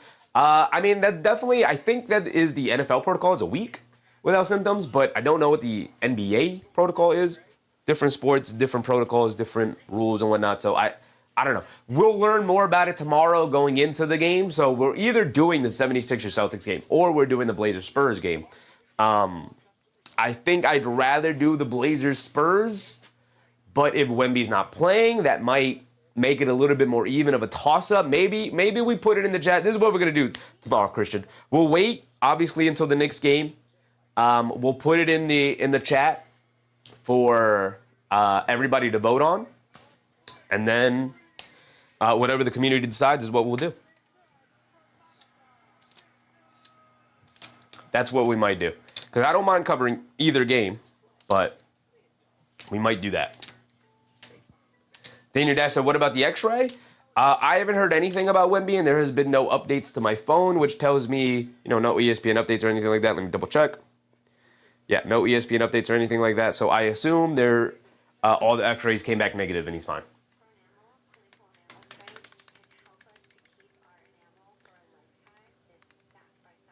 Foonpay said he has to pass a bunch of tests, could be ages. Yeah, but it's the NBA and it's the playoffs. It's not the NFL.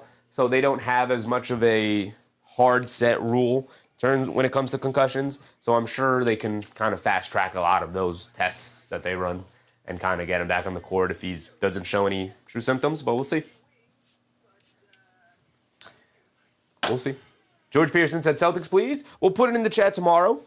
Maybe we'll run votes for both games for that game, for Friday's game. So we'll see. Vote.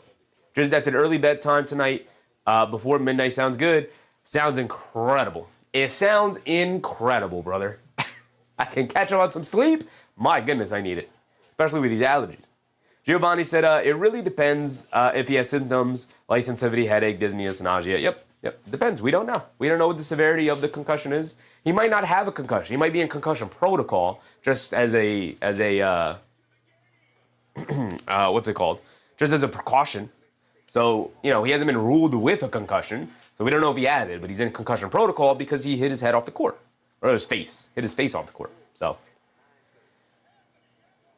Christian Blake said, I'm guessing there hasn't been a challenge this game. There hasn't been a challenge this game, no. The officials have gone to the monitors a couple of times, but that was checked to see for technical fouls or flagrant fouls, stuff like that. But no official challenges have been called. Tibbs Blocky said Philly's going to give Boston the bell at home. Wait till Embiid comes back. Is there any news on Embiid, Tibbs Blocker? I don't know if he is going to come back. I think the guys kind of settled in.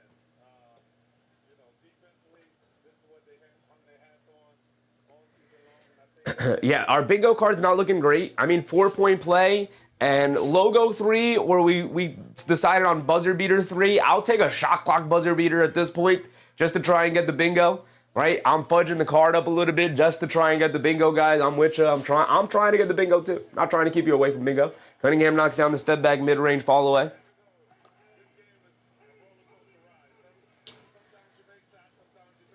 So here we go. 10 minutes to go in this fourth. It's a 20-point game. Wagner down the lane, a floater, in and out, stays out. Also, though, in these playoff series, like oftentimes you might want to try and keep your starters in the game just so that they can find a rhythm, especially with Orlando shooting as poorly as they are tonight. Try and find a rhythm, try and find something that works for them for the most part as the series goes on. Bataze fouls Duren as he was going to the rim. That is Bataze's 5th foul. So we're on the verge of a player fouling out. Okay.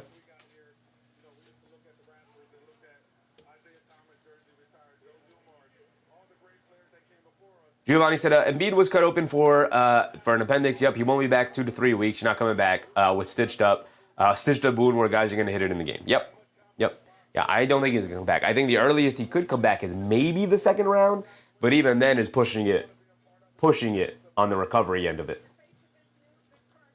And I don't know if Philly has the capability of making it that any further than that without him. Banchero bringing it down, picks up his handle, got nowhere to go, swings it out to Bane, driving to his right, throws up the floater, can't get it to go, rebounded by Harris. All right. So Orlando's not getting anything going. Still a 20-point game. We'll probably wrap this up around the 6-minute mark if it's still hovering around 20 here. Orlando picks up a steal. Bane is going to stop and pop. He's going to miss it. Desmond Bane has been awful tonight from 3. Awful, just awful. And he is a guy they need to knock down threes. All-Star Thompson gets a wad up and lane to the basket. He throws it down with 2 hands.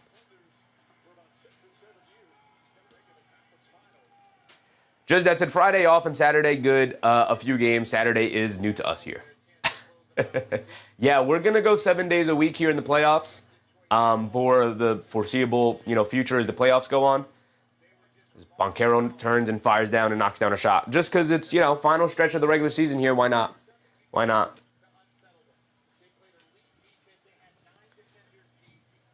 Cunningham off the handoff, driving it down, has it along the baseline. He's got Bane on him, has him in the post, backing him down, stop, turn, spin, fall away jumper, can't get it to go down. Taze a rebound. Cunningham with 22 points. I appreciate him trying to get us that 30. Wagner gets fouled going to the basket. 8 minutes to go. Just after this is over, and I mean it. Yeah, it's pretty close to being over. We're pretty close. I think the only thing we're going to try and stick around for is a possible bingo, but looking at it, like Anthony Black isn't giving us 12, 3, and 3. That ain't happening. He's stuck on 5. He's 1 for 6 from the field. Jump ball, logo 3. Like I said, I guess the closest thing we could have is a 4-point play, which as poor of these two teams have shot, even though Detroit got it going in the third quarter there, these two teams have shot so poorly. A 4-point play seems pretty unlikely here. Bane for 3 seems pretty unlikely. He's got 2. Just that today, jinx all the time. Looking to see what else we could possibly get to get us there. Duran 25 failed challenge, but Duran's got 11. He's not scoring 14 points in 8 minutes here. Highly doubt that happens. Yeah, I don't see a path to bingo here. So we'll give this to the 6-minute mark. If it's still, like I said, hovering around 20, we'll end the night early. Christian Blake said, nah, it's over for Orlando and bingo. Yeah, it's pretty over. I'm trying to find the path here, and this might be our best path because it's just, things happening in the game. It's not a specific prop for any of the players or anything like that to happen. Cunningham's dancing with it, spinning in the lane, throws up the floater, draws the fouls, go to the foul line for 2. So we're gonna give it to we'll give it to the timeout break here. Whenever we get a timeout, which probably be around the 6-minute mark, we'll end the stream. Just that said, Rip still looks young. That face guard was key. Might have been key, man. It might have been key. He might have been on to something. Astrophagy said only one game tonight. Only one game tonight. I can't drum up excitement. I'm sorry, guys, for OKC versus Phoenix. Like, I'm going to watch it on my own time, but I can't drum up excitement for it. Like, it'll be on the second monitor while I set up for tomorrow's stream. I hope it's a close game. I hope it's entertaining. I just don't have a ton of faith, especially with Mark Williams not being around. Like, you're already playing behind the 8 ball against a fully healthy Thunder team, and to be missing your starting center, like, it's tough. It's tough, Cunningham misses the second free throw. Mike Jackson said, won't even make 200 points. Yeah, man. I mean, I'm not even confident. I know Detroit, needs only 11 more points. Banchero to the rim gets blocked by Stewart. Stewart saying challenge it, saying that was a clean block. I know Detroit only needs 11 more points to get to 100. I'm not even sure either team's going to get to 100 tonight. And they're going to use their challenge here. And that looks like a pretty clean block from Isaiah Stewart. So successful or failed, how does that help us? I guess during, if we get a failed challenge, well, I don't think it will be. I think it'll be a successful challenge. So let's look at that. We're a successful challenge here. Over here, yeah, Bane 3 threes, Cunningham for 30 and a triple-double. Does not seem likely from anybody here tonight. Judge, that's a 21 for 66 is miserable. Yep. Giovanni said, are you gonna stream Grayson Allen undercutting SGA? Is Grayson Allen playing? Because I also know he missed the last couple of games as well. Missed the play-in games. I know he missed the play-in games. Says Black said it was a foul. On the replay they showed us, it didn't look like a foul, but we'll see. They'll slow it down and take a look at it. Durson said, making reasons to stay. I'm trying to stay. I'm trying to hang out with y'all, but this is a 19-point beatdown with 7:30 to go. And Orlando, I don't trust their offense to make this comeback happen. So, does ESPN update their injury reports? Last couple of times I checked, they are not updating their injury reports anymore as we're in the playoffs. Goodwin's day-to-day. Jordan Goodwin is very important to their defense. People wishing injuries is weird. Very, very weird. I can take a look on the internet over here.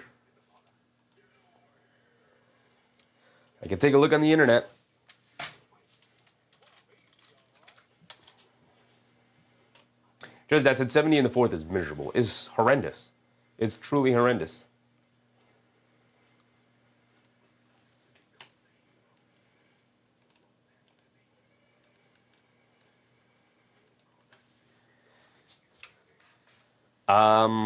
Phoenix.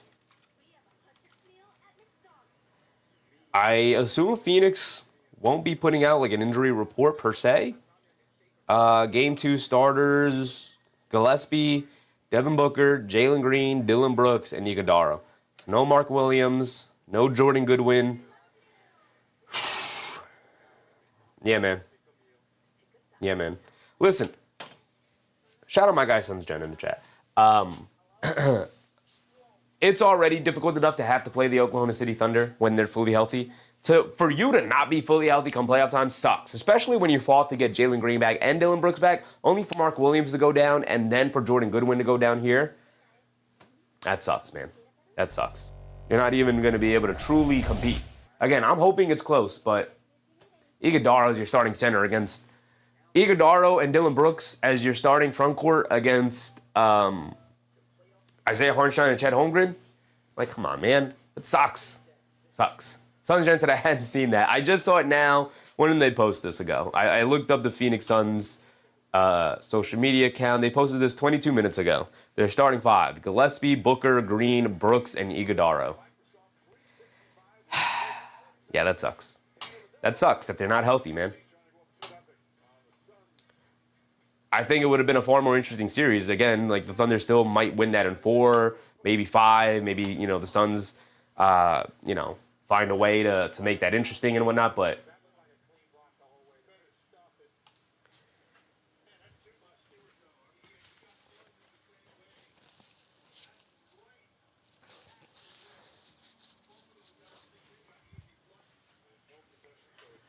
so it's a jump ball, unsuccessful challenge. So if Duran can rally off, Duran's out of the game. I think he's got 11 points. If Duran can rally off 14 points at the end of the game here, we could get bingo. But again, that was a challenge, so I wanted to wait to see what the result of the challenge was. During the next timeout break, we'll wrap it up because we are at the 7-minute mark, and I said we'll take it halfway to the fourth quarter to see if the Magic can make a comeback. They are not making a comeback. Banchero swings it out to Suggs. Suggs pump fakes from 3, driving to his left in the lane, throws up the floater, can't get it to go. He's looking for the foul. He doesn't get it. Brother, you can't flop for a foul there. Here come the Pistons. 19-point lead. Just that's it. My dog trick. My dog tick thing was nothing. Also went to the bet. There you go, brother. There you go. Beautiful in-and-out move from Cunningham all the way to the rim for the finger roll layup. Crossing up Paolo Banchero there. Got him standing still like a statue. Got him hesitating with the in-and-out move. Banchero inside the Carter Jr. kicks it out to Wagner. Pump fakes in the lane. A floater. Can't get it to go. Even if a player does foul out, again, that does not really help our ability to get bingo. And this is what we were talking about with him. It's the combination of playing patient, but then he does have Just mellow yellow with the hezzy. Cunningham's got 25. He can get the 30. Does that help in any way? Not really. Not really. We're just filling spots in our bingo card. We're at the 6-minute mark. Cunningham will pull up 3. Air ball. Here come the Magic. They're trailing by 21.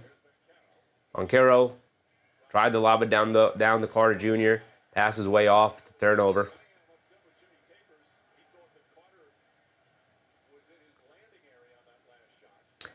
I'm waiting on the timeout, y'all. That's what we're hanging around for. Greg said, will Orlando draft a 7-foot Florida Gator superstar? No. I don't think that guy's going to be in the NBA, man. He is clearly in basketball because he's very tall. And shout out to him. Do what you can while you're capable of doing it, but I don't think he will be in the NBA. Maybe if you truly, try for it, like remember Taco Fall? Got an opportunity in the G League.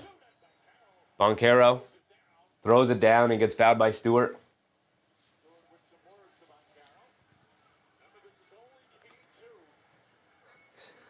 Banchero gets a nice big posted dunk over Stewart and the foul. Nobody really reacts because when you're down by 20 points, you can't really react. But he's going to go to the foul line for one more. It's a nice big poster dunk.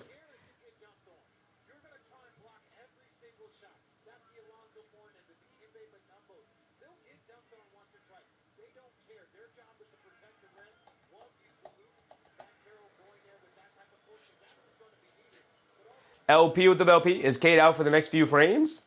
Cade subbed out, probably is out for the rest of the game, brother. With under 6 minutes to go here. We're also going to come out during the next timeout break, whenever that happens. But Danish Jenkins has it, gets tied up a little bit, saves it out to Harris, down the lane, flip shot, got the little layup, finger roll layup to go off glass. Banchero, up top, coming to his left. Swings it over to Wagner. He'll fire up a 3 over Thompson. Throws up an air ball. Jenkins the rebound. Gets fouled.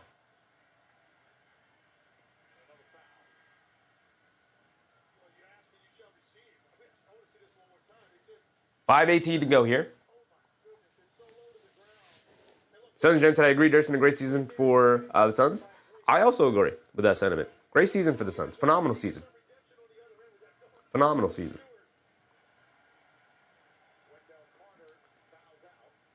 It's a season of growth, a season of moving on from the Durant stint, whatever we want to call it, the Durant era, the Durant stint. And, it's a transition year. Harris has it in the mid-post with 5 minutes to go here. Leaves it off for Robinson. Pump fakes. He'll puts up the right corner 3. After resetting himself, can't get it to go. Fight for the rebound, knocked out of bounds. He's going to stay here with Detroit.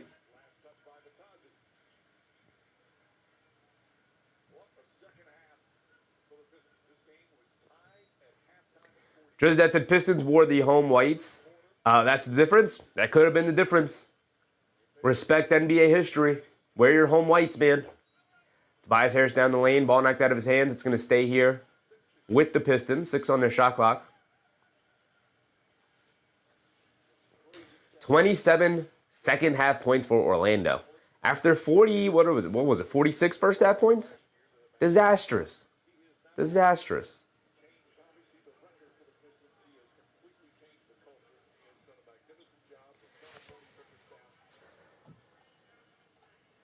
Judge's dad said Magic should do a peace offering and wave the white flag, put the bench guys in.